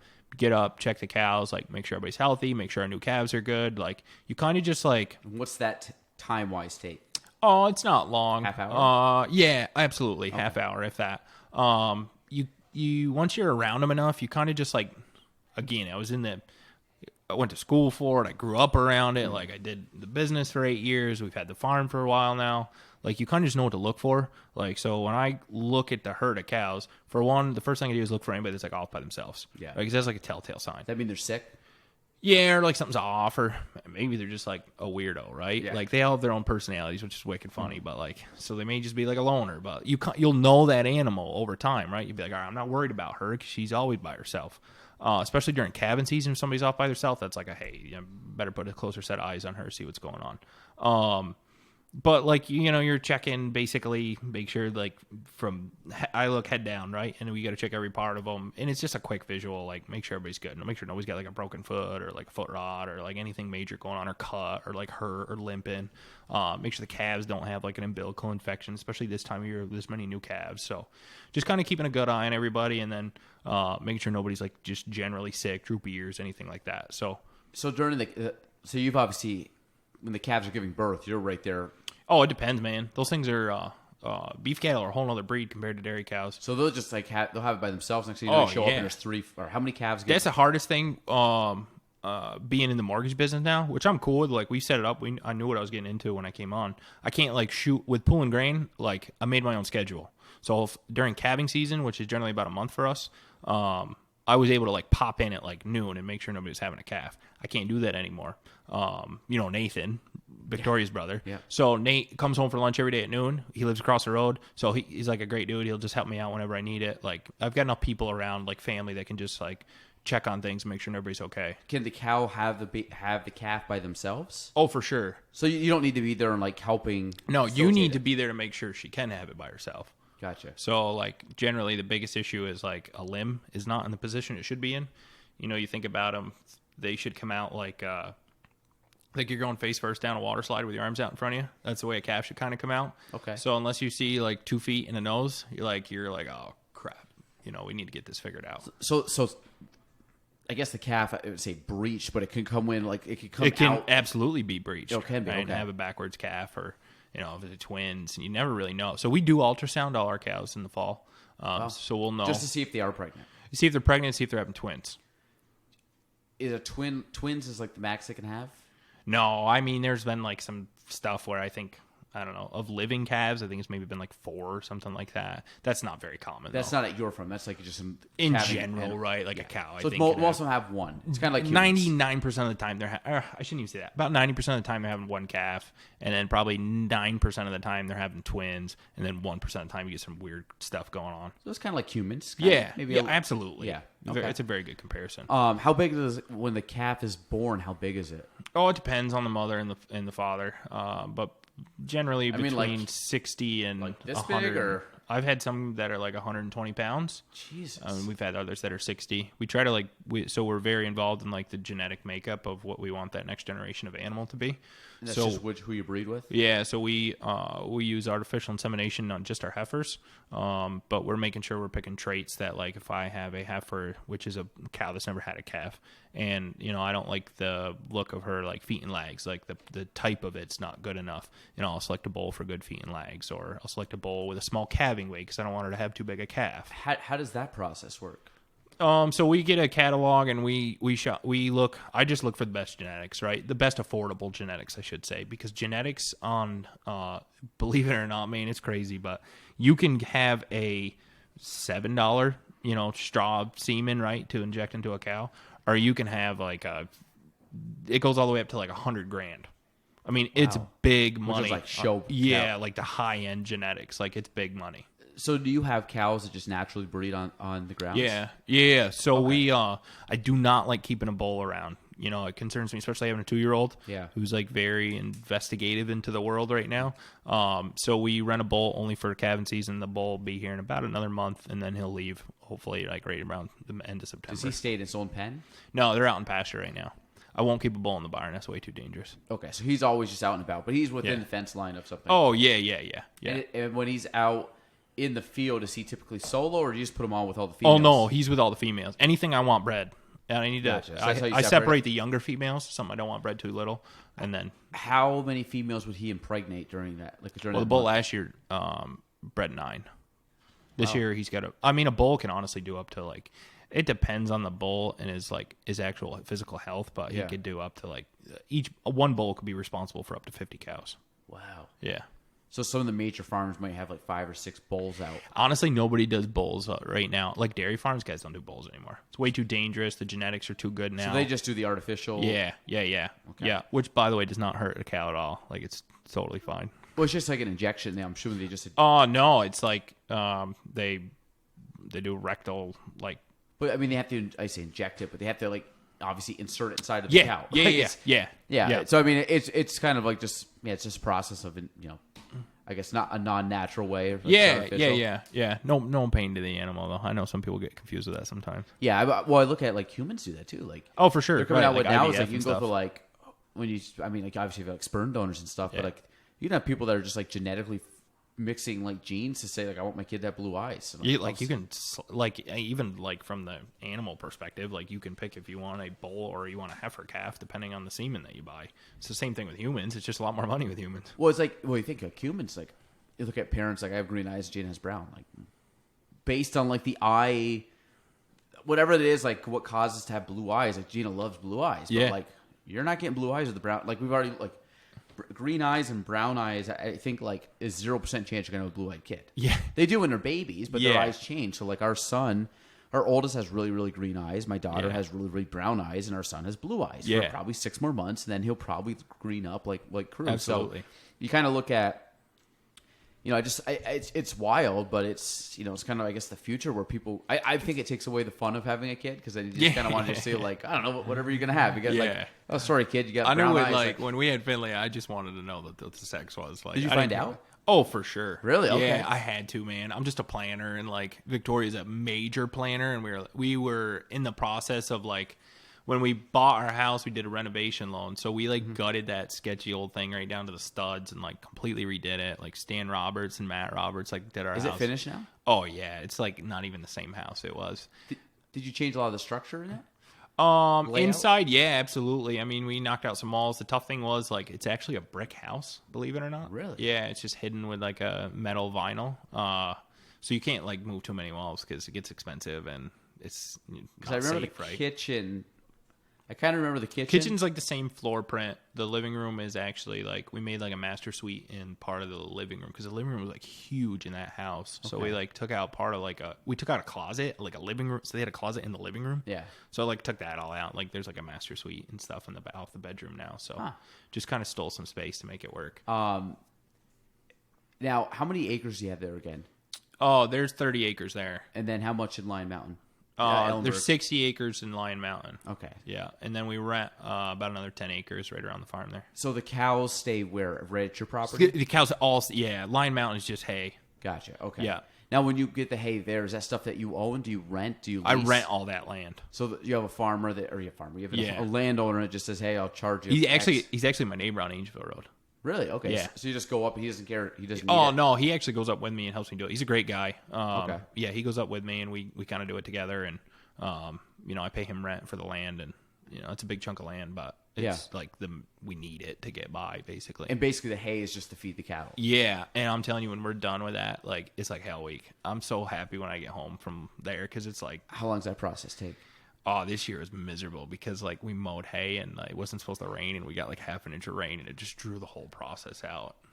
And the thing, it's long days. I'm assuming. The thing with farming, man, is like they say like the quickest way to get $1 million farming is start with 2, and that's like totally true. Yeah. You're just like burning money. You just standing in the field and like you just knocked down like a couple $1,000s worth of hay, and it just rained, and you might as well just like light $1,000 on fire, and it's like it's that bad. Oh yeah, I mean you lose the quality. You adding money because now instead of drying it, now you got to pay extra to get all the hay wrapped, and it's brutal. It will wear a man out. Where's like the best places to farm in the country? I guess just I'm saying like by weather. I don't know. Places that are like profitable that like the rain is typically. If I was milking cows, I've done like a bunch of Wisconsin. farm yeah, for sure. That's what I was gonna say is Wisconsin or Michigan. Like I feel like Wisconsin especially is just like a great state to like farm in. Very similar to us. Yeah, a little bit warmer, like kind of similar to like PA weather. Like the parts of Wisconsin we were in, we were more towards the bottom of the state. Like I'd have to look at Wisconsin on a map, but I know we were in Madison, which I don't think it's too far north. That's Madison. Yeah, it's a nice place. Yeah, Madison's cool. So we went out to Madison a couple times. That's like I would call that like the unofficial dairy capital of the United States. Madison? Yeah. Madison is more the southern part of the state. I thought it was weird because they irrigated all their fields out there, and I was like, man, that's something we do not do in New York. So when they irrigate, I check about just having like drainage and stuff. No, they're like adding water to the fields because it gets too dry out there. So they have what's called center reel irrigation. So it's like a big pump in the middle of the field, and it's like if you're ever like flying over those states, you notice like the fields are like in a green circle. Yeah, because the center reel irrigation is like in the center of the field is a line that comes up, and then it comes out whatever the width of the field is, and there's wheels holding that line up on the end, and the water powers it in a circular motion. So that's why the fields are all circular. Which shape. is like what crop circles look like? Yeah, pretty much. That why like all the aliens came down? Yeah. Farmers like, no, it's just water. Yeah. Nah, it's just water. It's not going to make a movie off of it. But. If I was raising beef cattle, I feel like I would probably do it somewhere in like the Northwest. Really? Montana, like somewhere up near there. I think that they get a lot of state land to graze, but it's like old contracts that they have, so it'd be hard for a new person to do, but it's their input costs are a lot different. Or honestly, like a West Virginia or Virginia area, just because you can keep them on pasture all year long, and your like input cost is so much lower. Well, I was wondering like places that might, because the thing is, you don't really want a drought though, because like you said, no. Then you're starting to put water in, so it's like you kind of need, like I guess in a perfect farming world, obviously I know this can differ a little bit, but like how often would you want it to rain or not? If you want it to rain like once every few weeks, do you want it to rain once a week? I wish it would like rain an inch of rain every Monday. And then be sunny Tuesday to Sunday. And then that'd be perfect. And then you would just start everything around Thursday, Friday. Yeah, exactly, right. Or maybe do it in the middle of the week so people can get the week. I don't know. So if it like rain, sunny, that's just useless. No, that's horrible. Yeah, you need a good like 3-day stretch just to dry out. Yeah, for sure. For dry hay, for chop and feed, like 2 days is fine. But yeah, I wish we would just get like a solid inch of rain once a week, and then like maybe even half an inch of rain every Monday, just enough. Have you ever butchered a cow? Yeah. So my grandfather that was his career. He was a butcher. So like in a non-weird way, I've been butchering animals since I was like 6-7 years old. I used to go out and help them. How's that process? It's intense when you're like a kid, but like you kind of stage into it, right? Just like mortgage business. You So don't you're jump actually right into it. you're seeing the cow die. Yeah. You get used to it with livestock. There's dead stock, right? Like that's what Glenn Palmer always says, and I love that like saying. But like, it's true, right? You just have to accept it for what it is. We like eating hamburgers and steaks, so that's part of the business. We also like to think that we're giving that cow the best life possible until it gets to that point. But the butchering animals, it's unique. It's different. Like when I was little like that, I wasn't there for like the actual like. So there's butchering, there's slaughtering, there's like meat processing. So when I was younger like that, I was mainly just helping out with my grandma. Kind of ran the meat cutting part of it. So I'd help out in there. That was after the animal was already like all the parts that made it look like an animal were off. Yeah. Just like big slab. Yeah, exactly. Kind of like you see with the like Rocky movie. Yeah, Absolutely. exactly. Yep. And then as I got older, like kind of got involved a little bit more with the actual on-farm butcher, the in-house butchering. Have you ever been to Veals up in Hammondford? No, I Butchering shop? haven't. I need to go though.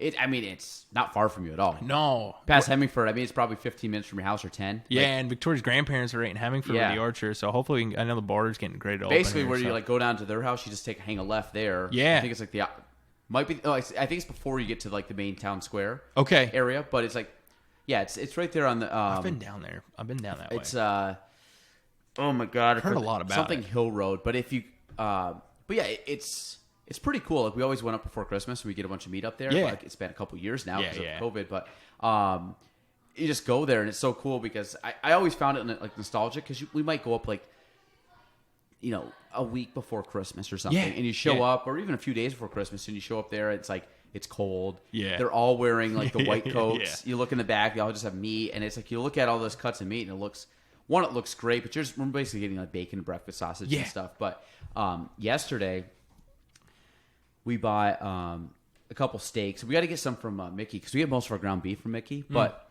the like ground steaks. So I had a T-bone yesterday. We had some cast iron pans we just got, and I used to. Oh, have nice, cast iron. man. Yeah, I love cast iron. We just haven't. It's the only way to cook a steak. Well, I haven't cooked cast iron in a long time, so I usually grill the steaks. I put them on my grill, which is fine. But dude, a cast iron pan, man, it just hits different. Yeah, it's so good. So I was like, just put the butter to it. But have you done that before? You just sear it. You just sear it a few times. And I just, only cook in cast iron. Really? Yeah. It's so I don't good. even like. Honestly, I'm like a terrible dude because I don't like grilling that much. Like I have a grill, I'll make like hot dogs on it and hamburgers. I do not grill steaks. Like it steaks just feels always cast iron? Feels wrong. So what's your process for the cast iron steak? Oh, so like I got like when I first started doing cast iron, I got like a hard life lesson that you need to season those pans. And like you can't dishwash cast iron. No, I like ruined my first cast iron. Oh pan. yeah, hand wash only. And I went like straight to YouTube, and I was like, "What did I do wrong?" Like, and I figured out the process right. Yeah. But then like once I got it down, like I figured it out. Make sure you wear an oven mitt. Oh yeah, at least That's I do right. that. That's right. Number one, that burns. Yeah. Yeah. So olive oil only, right? Just put some olive oil in there and get it warmed up, and then I saute like a dice up like a shallot. I really like a shallot onion, and then actual like garlic, not like garlic powder, like actual garlic. Get that in there, get that warmed up, get the flavor there. Honestly, just salt and pepper, the living daylights out of the steak. And when you think you got enough salt and pepper, you put more salt and pepper on, and put that thing in there and just let it do its thing. Just cook it like at a good high medium heat, and then I just throw it in the oven and let it finish. So how long? What do you put in the oven for? How long? I don't put know. It in the cast iron pan? Oh yeah, Okay. yeah. I don't know. I feel like I can kind of just Low tell. though. You go down to probably 200. Oh or so. yeah. Just let it like simmer, and then I take it out like when I know the steak's done, and like I don't let it finish in the oven. I take it out and put it back on the burner, and I just bathe it with butter. Okay, so that's a little different. I took the steak, and of course I watched the recipe because I'd never done it before. So I've heard about it, and it looks every time I see it, it's like, God, why did I do that? So took it out, salt and pepper, absolutely, Yeah. and then I ended up searing both. I seared it for about 30. I think it was like 30 seconds. Flip it, 30 seconds. Sear it, 30 seconds. Hit the side a little bit. Now the only different, well, first you put it in and kind of like roll the side just so you get that like outside all kind of crispy. Yeah. The only thing is with the olive oil, because of the smoke point. Have you ever looked at smoke points? No. So if you ever research smoke points, you want something with a high smoke point. So olive oil is typically a finishing oil. Okay. So it's like a salad, or you put it on dressing, or like a pasta salad or something like that, or like you see it on pizza and stuff. But if you're trying to, I did it with coconut oil yesterday. But you can do. I mean, a lot of it's like vegetable oil and stuff, which is not the best oil for you, but it has a high smoke point, so I guess it doesn't burn off as quick. Interesting. And I don't really know the science behind it, but I know there's certain ones if you look at like what you should grill with at high heat. Yeah. There's a lot of like macadamia nut oils, and you have like all these like weird nut oils. Peanut oil. I know they use it's like famous at Five Guys, but you use them. But so I put coconut oil in, and I mean this thing like just started steaming, and I put it in, and you just start seeing it kind of like crystallize in the outside. That like just like that crunchy coat, and then and then it was garlic, rosemary, thyme, and butter. Oh yeah. And I just let that go, and you just kind of like mix it all up and just pour it over. It's the greatest steak ever. Oh, it's so good. It's like unreal. My favorite's a ribeye. Like without doubt. Yeah, gotta go ribeye or T-bone. I ran out of ribeyes and T-bones because we ended up selling it all. Actually, sold a bunch to Merritt. Oh yeah. Yeah, sold them. Sold them Merritt a quarter this past year. So like at Christmas, I wanted a steak, so I actually went and saw Mickey. I was like, dude, I'm out of steaks. Like if you want to buy them from anybody, I'm buying it from you. Ribeyes, yeah. And well, he ran out too, so I had T-bones, but like it's all right. Like ribeyes best. So it was funny last night. My wife had a sirloin and I had a T-bone. Bone-in T-bone. I'm like, obviously bone. How'd she cook the sirloin?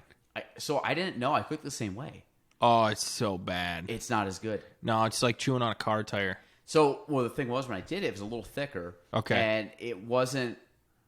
It was still good. Yeah. But it wasn't T-bone quality. I try to give people like ideas when I deliver meat because I know I've made those mistakes, right? Like you get a sirloin cut and you're like, it's just not a prime cut. Like you have to cook that different. Like you have to either crock pot. How would you cook that?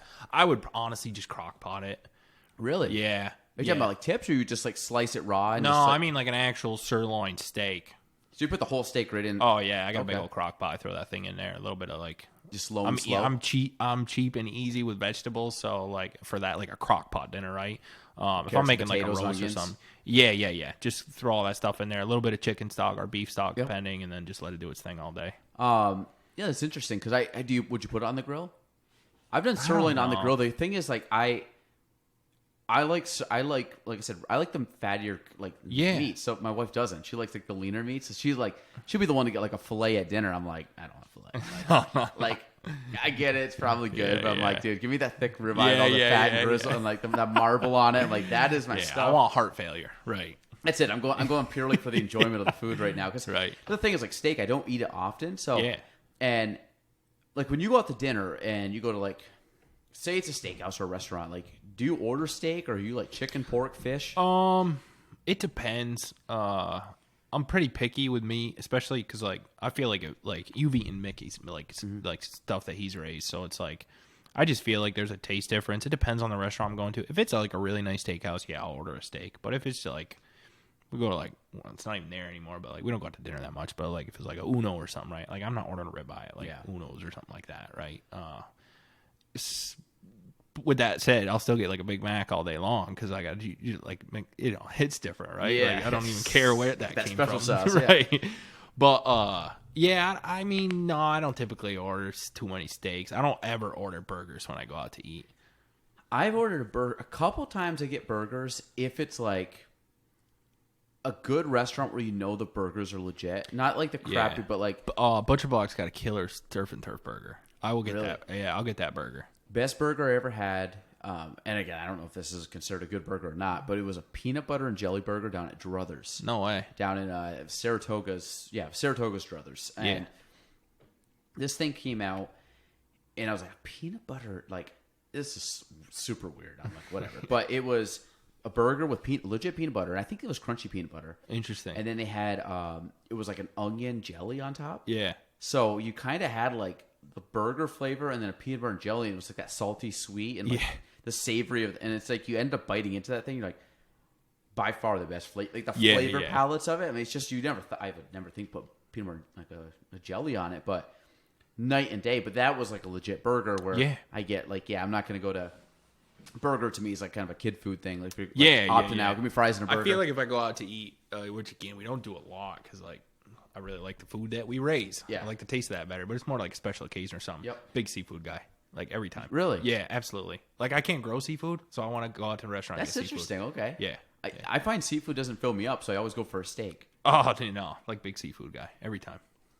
What's your favorite kind of seafood? I don't know. I love lobster. Yeah. I mean, it's hard to beat lobster. That's like the steak of the ocean. That, and I'm a big scallops guy. Scallops are pretty good too. Especially when you get like the thick, like the meaty ones. Yeah. Like that's lobster and scallops are probably the top two because you never get them. Like shrimp, I like shrimp. I do. It's very common. Yeah. Salmon's very common. Yeah. I have had like down in Florida, we've had grouper, which is really good. Okay. It's a type of fish, but I mean, like then you get like the whitefish. I'm not a big whitefish fan. Like it's like you can get all the time. Yeah. I mean, the only one I will say, if you get like fish and chips, you get like a fried cod or something that. I'm like, okay. Yeah. I'm a big fish and chips. Like, I like fish and chips. It's like every once in a while. Do you ever have buddies give you like venison or something? You ever have venison? Yeah. See, I'm not a venison. So I respect deer hunting. I'm nothing against hunters. I've done a lot of hunting. I enjoy hunting. I would rather like spend my day in my warm house and eat a steak than like chase a deer through the woods and eat a tough ass deer steak. Yeah, I don't. So this is actually kind of funny. So I've never hunted before. Yeah. I like venison, but my wife really likes venison because she likes leaner cuts of meat. Yeah, that's about as lean as it gets. Yeah, I like venison, but it's like it doesn't get me excited. Like if I make venison, sometimes I make it. I typically try to undercook it a bit. Yeah. Just to kind of soften it up. Yeah. Last thing you want to do is go. You don't want to go beyond medium on those things. That turns into like cardboard, but so bad. And you're just sitting there like just gnawing on this thing. Certain things are good with venison, but like I said, I limit as to what I eat with the venison. A lot of times, like venison, like they grind it up like sausage. It's really good. Yeah, and sometimes we raise some hogs too. With my father-in-law, that's kind of his project, but we'll raise hogs. Greg does that? Yeah, really? He does a really good job too. Yeah, on your farm? No, yeah, actually, he's got them set up at his place out back. Yeah, how many does he have? 4. Does he butcher them or Yeah, slaughter them? yeah. No, it's like a he gets them and we get them in generally April, May, and then like this year we got some bigger piglets, so they'll go to the slaughter around like October. Does he keep all the meat, or does he sell it, or he does a little bit of both? This last year he kept all of it, and it's so much like we had like freezers at our house, freezers at his house, just like bacon and ham and pork. Oh, pork everywhere. Pork chops are great though. Yeah, and they were like the good pork chops, like the bone in. Oh yeah. So the best pork chops I've ever had was a friend of ours, and I think I'm trying to remember the recipe because I always ask him like, I want to make these, like, what is it? So the special ingredient is called fish sauce. No way. And you can get it. He was Asian, so like he had like, this is kind of like, I think I don't know if something he grew up eating, but fish sauce, which you can get at like a Hannaford or kind of in the international section. And you get that. You put brown sugar with it. Yes. Shallots. Yep. Put that, and then salt and pepper. And whatever the ratio is, it's not like, I mean, you can pretty much eyeball it, but you sit there and you just put it, basically mix it in a bowl. You put all your pork chops in. You put that in and basically marinate it. Not long, like maybe a half hour tops. Yeah. So it's not like something you have to sit. I mean, you could have it sit overnight, but it doesn't need to. And then, because of like the sugar on it and because of like the way the sauce is, you put these on and it's very quick. It's like 2 minutes aside or 3 minutes aside because you're just, I mean, they're thin. So like, these things are like, it's almost like a teriyaki. You know, teriyaki has that sweet taste. Yeah, it's very similar. Yeah, but absolutely amazing. Yeah, and I have to make them, but it's always like I need the fish sauce. And the thing is, like the shallots make a difference because usually I'm like, okay, I got brown sugar and I got the fish sauce. Yeah, like salt and pepper, but it does add like a little bit of crunch and adds like that oniony flavor that kind of has that little bit of kick to it. Greg is like, I mean, you know, Greg is like, I spend more time with Greg than I do my wife. Like Greg helps me all Greg's the time. A great guy. I like, he's one of my closest friends up here. He's my father-in-law. Like I love that guy. But when he raised all the pork. Like it was his first year he did it. Like that we got a pork crop off, I guess, right? Mm-hmm. And so he's a passionate eater, right? He's just like, oh my God. Like, so now my 2-year-old son like watches him eat and like they thinks that's how you eat food, right? Like you make all these noises, like you're really enjoying the process. Anyways, Greg got an air fryer, right? So he's like air frying pork chops like 5-6 nights a week. He like went to the doctor. He's got so much meat. Yeah, he went to the doctor and like, dude, you got to stop. Like you're gonna die from eating too much pork. Like you need to eat something other than pork. Like he did this for like 3 months, and they're like, man, you got to tap the brakes. Like you're gonna kill yourself. So he had to like, you know, go to pork rehab and get that all straightened out. He's a hoot though. Did he have? Because he lived in Texas for a time. Did he have animals down there? No, but he grew up on a farm in on the other side of Alberg Springs. Okay, and they had a farm actually just up the road from where we are. It's not there anymore. The Gagno farm currently does the land there, but they milked like 100 cows back in the day. I think that burned up in 95, maybe. That was his family farm? Yeah. Okay. I was going to say, I thought he had a background in that. So, Yep. I mean, he must like that then, get kind of back into it a bit. Oh, he loves it. Yeah, he loves it. He loves ribbing me and like... Well, he's always an active guy, too. Yeah. So I think, like, for him, I think it's just keep moving and keep doing Oh, stuff. for sure. No, he's a great... If I need to get a lot of work done, like him and Nathan are my guys every time. I doubt Kyle. No, Yeah, no, Kyle's not I doing love that. Kyle, but like he'll come over and like when we were building our fence when we first moved there, like Nathan and I are like pounding in fence posts, like Greg's dragging wire, like we're all sweating bullets. Like Kyle's reading the electric fence manual, and he's like, just so you guys know, like you can circle route this like wire around, and I was like, thanks, man, like I appreciate the information, you know? Yeah, no, Kyle's doing it too, just completely sarcastically. Like I don't really care, I'm not doing it. No, he's good. He's like, I know if I need something done, like you guys are here. But Yeah, no, he's fun. we always used to. Kyle was always one of those guys that like when we were young could like squeeze out of stuff. Like like where's Kyle? He was almost like a greasy fish. You're trying to get to him and he slipped out of your hands. Man. It's like, all right, I got to go to do so whatever. Funny. I love Kyle. He's hilarious. I saw him last Tuesday. A couple of us like buddies got together from high school. And, like, cool. We do it like maybe twice a year. It's just tough, you know. Yeah. Like family and one guy lives away, so it's like when we get together.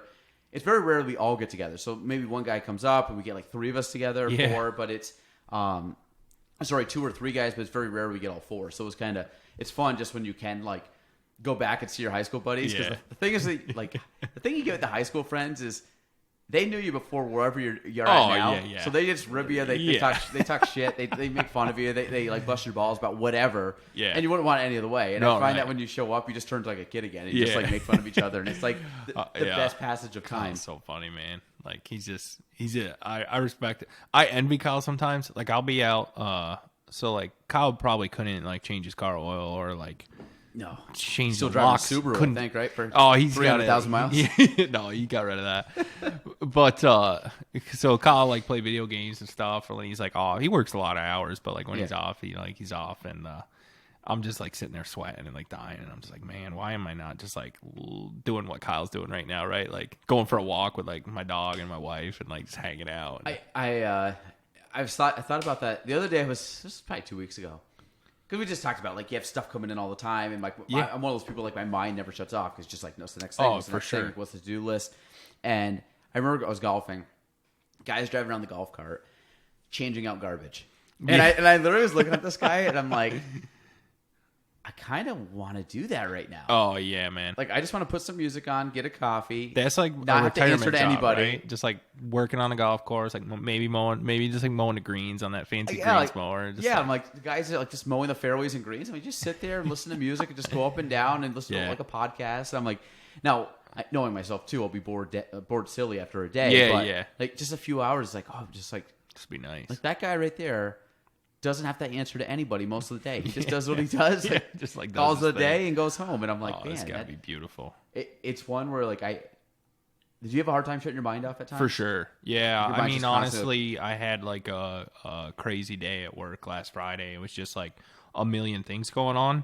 And, with like Finn, our son, sleeping, it's like hit and miss at this point, right? Like he's in a pretty good routine now, but like even if he's like sleeping, you're still like, when's he gonna wake up? And then you take on top of that like all the stuff you're like thinking about for work, and then we were trying to finish hay up in Ellenburg, and it was like 1:30 in the morning. I was just like bright-eyed, wide awake. Like could not sleep the whole night. And then I came into work, like that was a Thursday night. I came into work Friday morning because you're like dead on Friday, and I was like, well, I was just sort of like hitting the caffeine hard today, right? We're gonna get through today, but I cannot. I do a horrible job. I've done the great thing about pooling is they like really set you up when I was there to like whatever level of success you want, like within yourself, like we'll support it, right? So like when I first started, I did like a 6 or 8 week Dale Carnegie training in Burlington. Oh Yeah, super awesome. How to meet friends, influence people. Yeah, and it was a hands-on course, and like the guy was there. Like one of the major things is like how do you handle stress, right? So he's like, basically you're like laying in your bed and like think about you're in like a big empty warehouse, right? and like all that stuff that's like really edging you, right? Like maybe you had somebody like scream at you that day and like it's just working you up. Like you just like literally take that energy, like take that thought you have, like pretend you're putting it in a box and put it on the shelf, and like do it 2 or 3 times, like repeat that process. Honestly, I do that all the time. That's like a great way to like unwind, because like you think about it, you're mentally boxing that up, and like then you like pretend you just like walk out of this building where you're laying in bed at 1:30 in the morning, and sometimes it works, sometimes it doesn't, but I found that to be fairly effective. Yeah, it's like the mind's always, I mean, that's the most powerful thing in your body. It's like your mind just runs, and it's a lot of it's just like compartmentalizing things. Yeah, and it's so hard, and especially work where your work can't, especially nowadays, everybody's connected. Like your work goes home with you, and like we talked about going up to Lion Mountain with no cell phone service. Right. Like I purposely, if I have to go to Malone or something, I'll take 374 all the way up. I have no service, and I love it. Yeah. It's like I know I have about 45 minutes to an hour where nobody can reach me, and it's just listening to a podcast or some music in my car, and I just zone out and drive. And it's like, is there like a kind of like a mental reset where it's like, I don't have to, like, there's no reason to check my phone because nobody can contact me. We went to Aruba for our honeymoon, and I'd never been out of flown out of the country. Right? I've been to Canada and stuff, but like I left my phone home. I was like, I brought a GoPro, and I was like, I'm not taking a phone. Like Victoria brought hers, but like we weren't gonna turn it on and buy like extra coverage for a week. Like we'll figure it out. Like we got everything lined up with like the farm, and like we obviously didn't have a kid and stuff at the time. We're like, we both took the week off work. Like this is all gonna work. And I'm like, day 2, you're still like checking your pocket. Like, where's my phone? Like, where's my text? Day 3, you start winding down. Day 4, I wasn't sure I had a heartbeat anymore. I was so relaxed. It was like the calmest, nicest thing. And then for the last couple of days you're there, it's just like pure peace. Like you're just not running on a schedule. How often do you do that? Not enough, man. Honestly, I am. That was the last time. That was in 2017 that we went on a vacation. Because the summer is so incredibly busy for us. Yeah. I think now we've had a lot of talks about that, right? Like we need to figure this out, so we're not just like work, and then especially with having the 2-year-old son, like our vacation now is when his daycare is closed. So like we take time off to make sure he's got care, but like trying to figure that out, that schedule, so we have that work-life balance, and trying to take some time off too. It was, for us, it was 17, same thing. It was a week cruise, and we went with a bunch of people. And I remember we left out of Florida. I still had cell phone. I mean, you got in the boat, you still had cell phone service in Florida. And I remember going to my room. We were like unpacking. My phone was there. I checked everything. There's no notifications. And I literally turned my phone off, opened my book bag, dropped it in, zipped it, did not unzip that pocket for 7 days.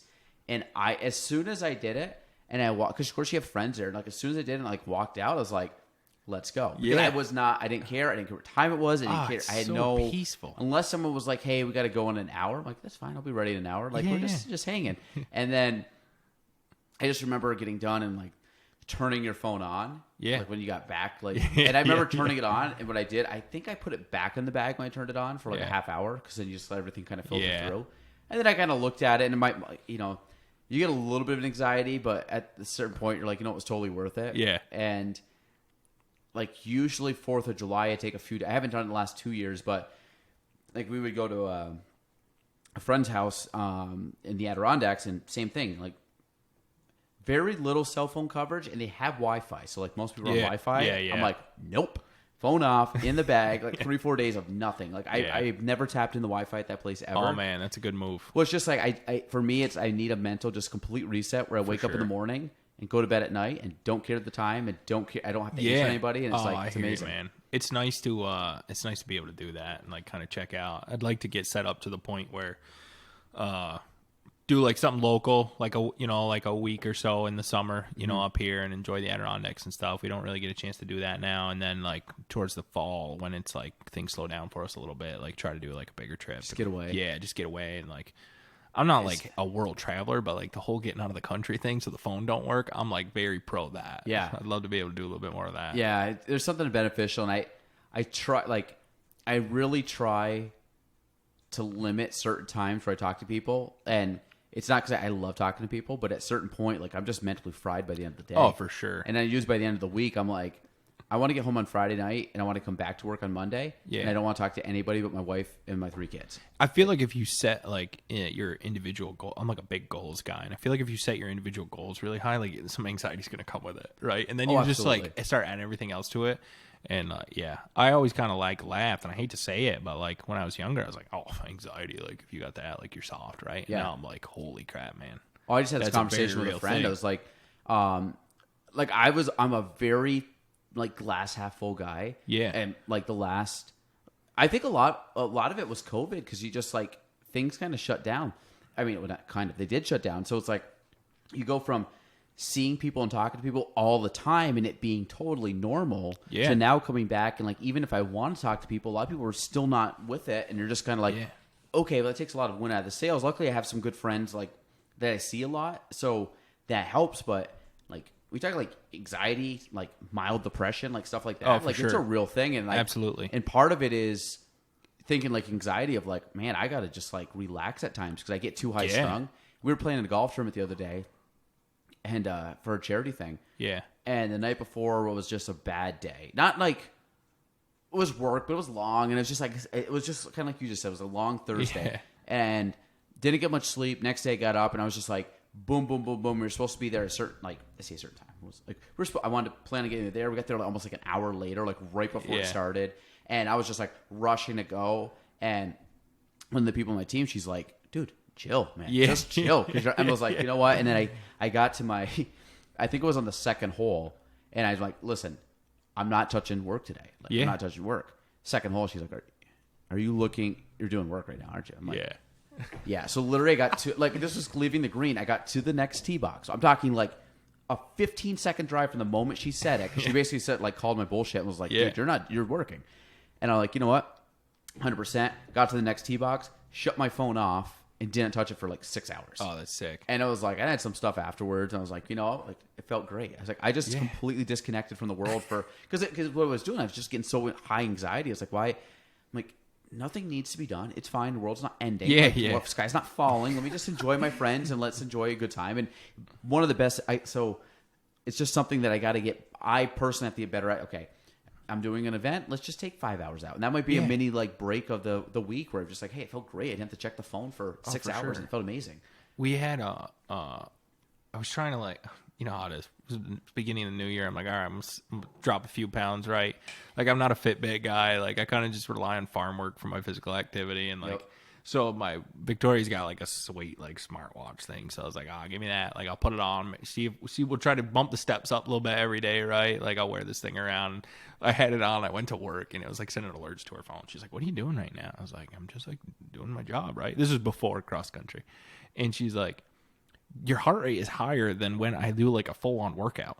And I was like, it is? And she's like, yeah, like, are you like running like around a farm? Like, what are you doing? I was like, no, I'm just like doing business, right? And she's like, you gotta like take a break. Like, that's just not like healthy. Like, just anxiety? Just super high. Like, yeah, super high anxiety. A couple of weeks ago, I was I had like a surgery and I was there and like looked at my thing. I'm like, is that my blood pressure? I'm like, yeah, most people are like, you know, they have high blood pressure when they come because they're nervous about it. I'm like, no, that's like way higher than I'm usually have like a pretty low blood pressure guy. Yeah. And I looked at it, I'm like, I'm well within like high blood pressure right now. Oh, for sure. Like, I'm just stressing out about stuff. Yeah, absolutely. My doctor tells me all the time, like, dude, you gotta like cool off. Like, you gotta figure out something else to do. And I'm like, nah, I just like, I'm the same as you. I get bored. Well, I get bored and I work, but then it's like I get to the point where I just get burnt. I say get burnt out. Oh, yeah. I don't really get burnt out. I just get to the point where I'm like tired. I guess it's like burnt out. I mean, I like what I do. It's just I get to the point where I'm just like I'm fried, man. And like, it gets so bad you sometimes just have to remove yourself from the situation. Like when we were doing hay up there and it like started raining and I just like knew like what was coming and what was happening and like what the outcome of the situation we were in. I like just walked away. I was like, I gotta like, they're like, there's 3 guys standing there. Before you get frustrated. No, it was just it was so built up because it was like, you know, whatever for a certain amount of hours during the week for cross country, which is great. And then the farm on top of it. And like, it's just so all the time, like nonstop working. And then all of a sudden it's like everything you work for is like falling apart because Mother Nature decided to drop an inch of rain when it Yeah. wasn't supposed to rain. You're like, oh my God, like there goes another few $1,000, right? And like equipment's breaking. It was just one of those days. And I was like, all right, I'm gonna get my truck. I'm gonna drive around the block, right? Like I'm just gonna cool off here for a minute and like we're gonna figure this out. But you could just like feel it building up. I was like, it's either this or heart Oh, you attack. caught yourself before. Oh yeah, like you could just feel it building. I was like, my heart's either gonna stop or Good like thing I you gotta weren't remove eating myself. Greg's pork 7 days a week, Yeah, right? it probably would have stopped before then. Well, Cool. Let's Yeah. we'll wrap it up there. Dylan, this was fun. Yeah, it was Glad you cool. came- I was saying before you came on, I was like, I've seen you multiple times since you got into real estate into mortgages, and I've just never been able to talk. Like you were at North Country Connects. Yep. Actually, I didn't even recognize it because you had masks on. And I had a suit on. I think the last time you saw me, I had rubber boots on. Yeah. So Yeah. why do you wear a suit most days? I don't know. I thought that I never worked in an office. I thought that's what you're supposed to do. Because you came down to the coffee thing, you had your suit on. So I'm like, Yeah. oh, you must be out meeting a lot of people. And you're like, no, I'm making No. calls. So I'm like, Yeah. well, we see some people in the office. Oh whatever, yeah, I but- probably do like one in person, 1 or 2 a week. It's not many. yeah. Mostly But phone like calls. you came down, I was like, oh, Dude, my wow. only experience of an office was The Office, the TV I show. love So the I was show. like, dude, so like, I literally have I the, saw that. I respect. The I got heck out of that. I got the. Oh my God. My wife actually gave me a bobblehead of myself. Yeah. Oh no way. Because it's right there, to the right of the right of the world's. I got that's my office shelf. The world best boss got the office like the placard. Oh man, that's sick. So I got it. Yeah. So Well, I just thought you wore like a suit because I was like, I've never been in an office before. Like I've worked on farms for the last 10 years. So, well so I remember getting into real estate the first day. I like walked in shirt and tie. Like, Yeah. not a suit, but like shirt and tie, dress shoes, everything. And now I came in. Oh, this is what I was wearing. Yeah. So this is what I was wearing today because I went golfing this morning. I really haven't had to see people Yeah. today. It's like been in an office day. Yeah. So some days I look at my schedule. I'm like, you know what? I brought some stuff to kind of freshen up, and I'm like, I'm not seeing anybody. I don't really have to Right. like special. Like I saw you and another buddy of mine today. I'm like, that's it. I don't care. Yeah. And I like walked in, and Nicole goes, "Why are you dressed up today?" And this is what I was wearing because like I typically wear like just like black jeans, Oh, sneakers. man. I and love like, dressing like a dirtbag. well, That's my favorite thing My to do. normal day is like honestly like Air Force Ones, like Nike Yeah. Air Force Ones, black jeans. Yep. They look a little dressier than normal jeans. Yeah. And then I wear just a very plain either crew neck or V neck plain T-shirt. Yeah. And I wear that Monday through Friday. I don't care if I'm like tomorrow I have a presentation thing to do at I think Rotary. I have like a new member presentation. Yeah. That's how I'm going. I'm talking in Yeah. front of like 30, 40, 50 business professionals, and I'm Yeah. literally showing up like that. And I don't Yeah. care. Like, Nah, 'cause forget you get to it, the right. point where it's not a bad thing that you dressed up. I'm just saying, like, over time, my attire has gotten way more lax. Oh, yeah. Because Yeah. like, 'cause you got to look too. Is like if people like you for who you are, then I'm like, well, this is kind of how I dress, Oh, how I do yeah. my videos, this is how I do everything. So Yeah. like, well, that's kind of the guy I know. Like That's I was expected. like, well, all right, I want Adam to know I'm serious, right? Like I'm taking this professional. Adam I'm does dress up nice, so Oh yeah, he for sure he does. And he's not wearing a suit, but like, you know, like nice, like there's a lot of blazers. And a lot oh of, for yeah. sure, yeah, like looks good, like dresses sharp, and I'm, you know, I was kind of like, all right, you gotta like set the tone. Like I don't want to come in like a flannel on or like a hoodie. I'm a big hoodie guy. I wish I could wear a hoodie Yeah. every day, but like, I feel like that's I'd like question doing a mortgage with someone wearing like a ripped hoodie, right? You know what I mean? So you say that. So I wear a lot of crew neck sweatshirts without Yeah. the hood. Yeah. But I got a couple of our shirts with logos. Oh, I wear those all yeah. the time. So they're Yeah. basically sweatshirts. Oh, So they have for sure. our logo on. It's like, oh, the like shirt. you're Like cheating, I'm yeah. like, I'm cheating. I'm totally cheating. It's not. But Cool. all right. Well, Dylan, we're gonna end there. I appreciate appreciate it. you coming on. For anybody that wants to reach out to you, kind of give a little plug for you, the business. Yeah, so you can find anything cross country related at Team Crosley on Facebook. You know, look us up there. We're happy to help anybody in the community, or we're licensed in a bunch of states. So if you're thinking about, you know, moving down south or something like that, give us a call. We'll be happy to help you figure out your goals there. In terms of me personally, Dillon Snell on Facebook. I don't do too much on Twitter or anything else. Or Angelville Acres is our farm page. So if you like pictures of cows and baby calves and stuff, and you know, buying local meat, and you can look us up on there. Perfect. All right. Well, that's episode 144 of the Galen Trombley Show. Thanks for listening to the Galen Trombley Show. If you want to reach me, you can go on Facebook at Galen Trombley, on Instagram at Galen Trombley, and on YouTube at Galen Trombley. The spelling, GaelanTrombley.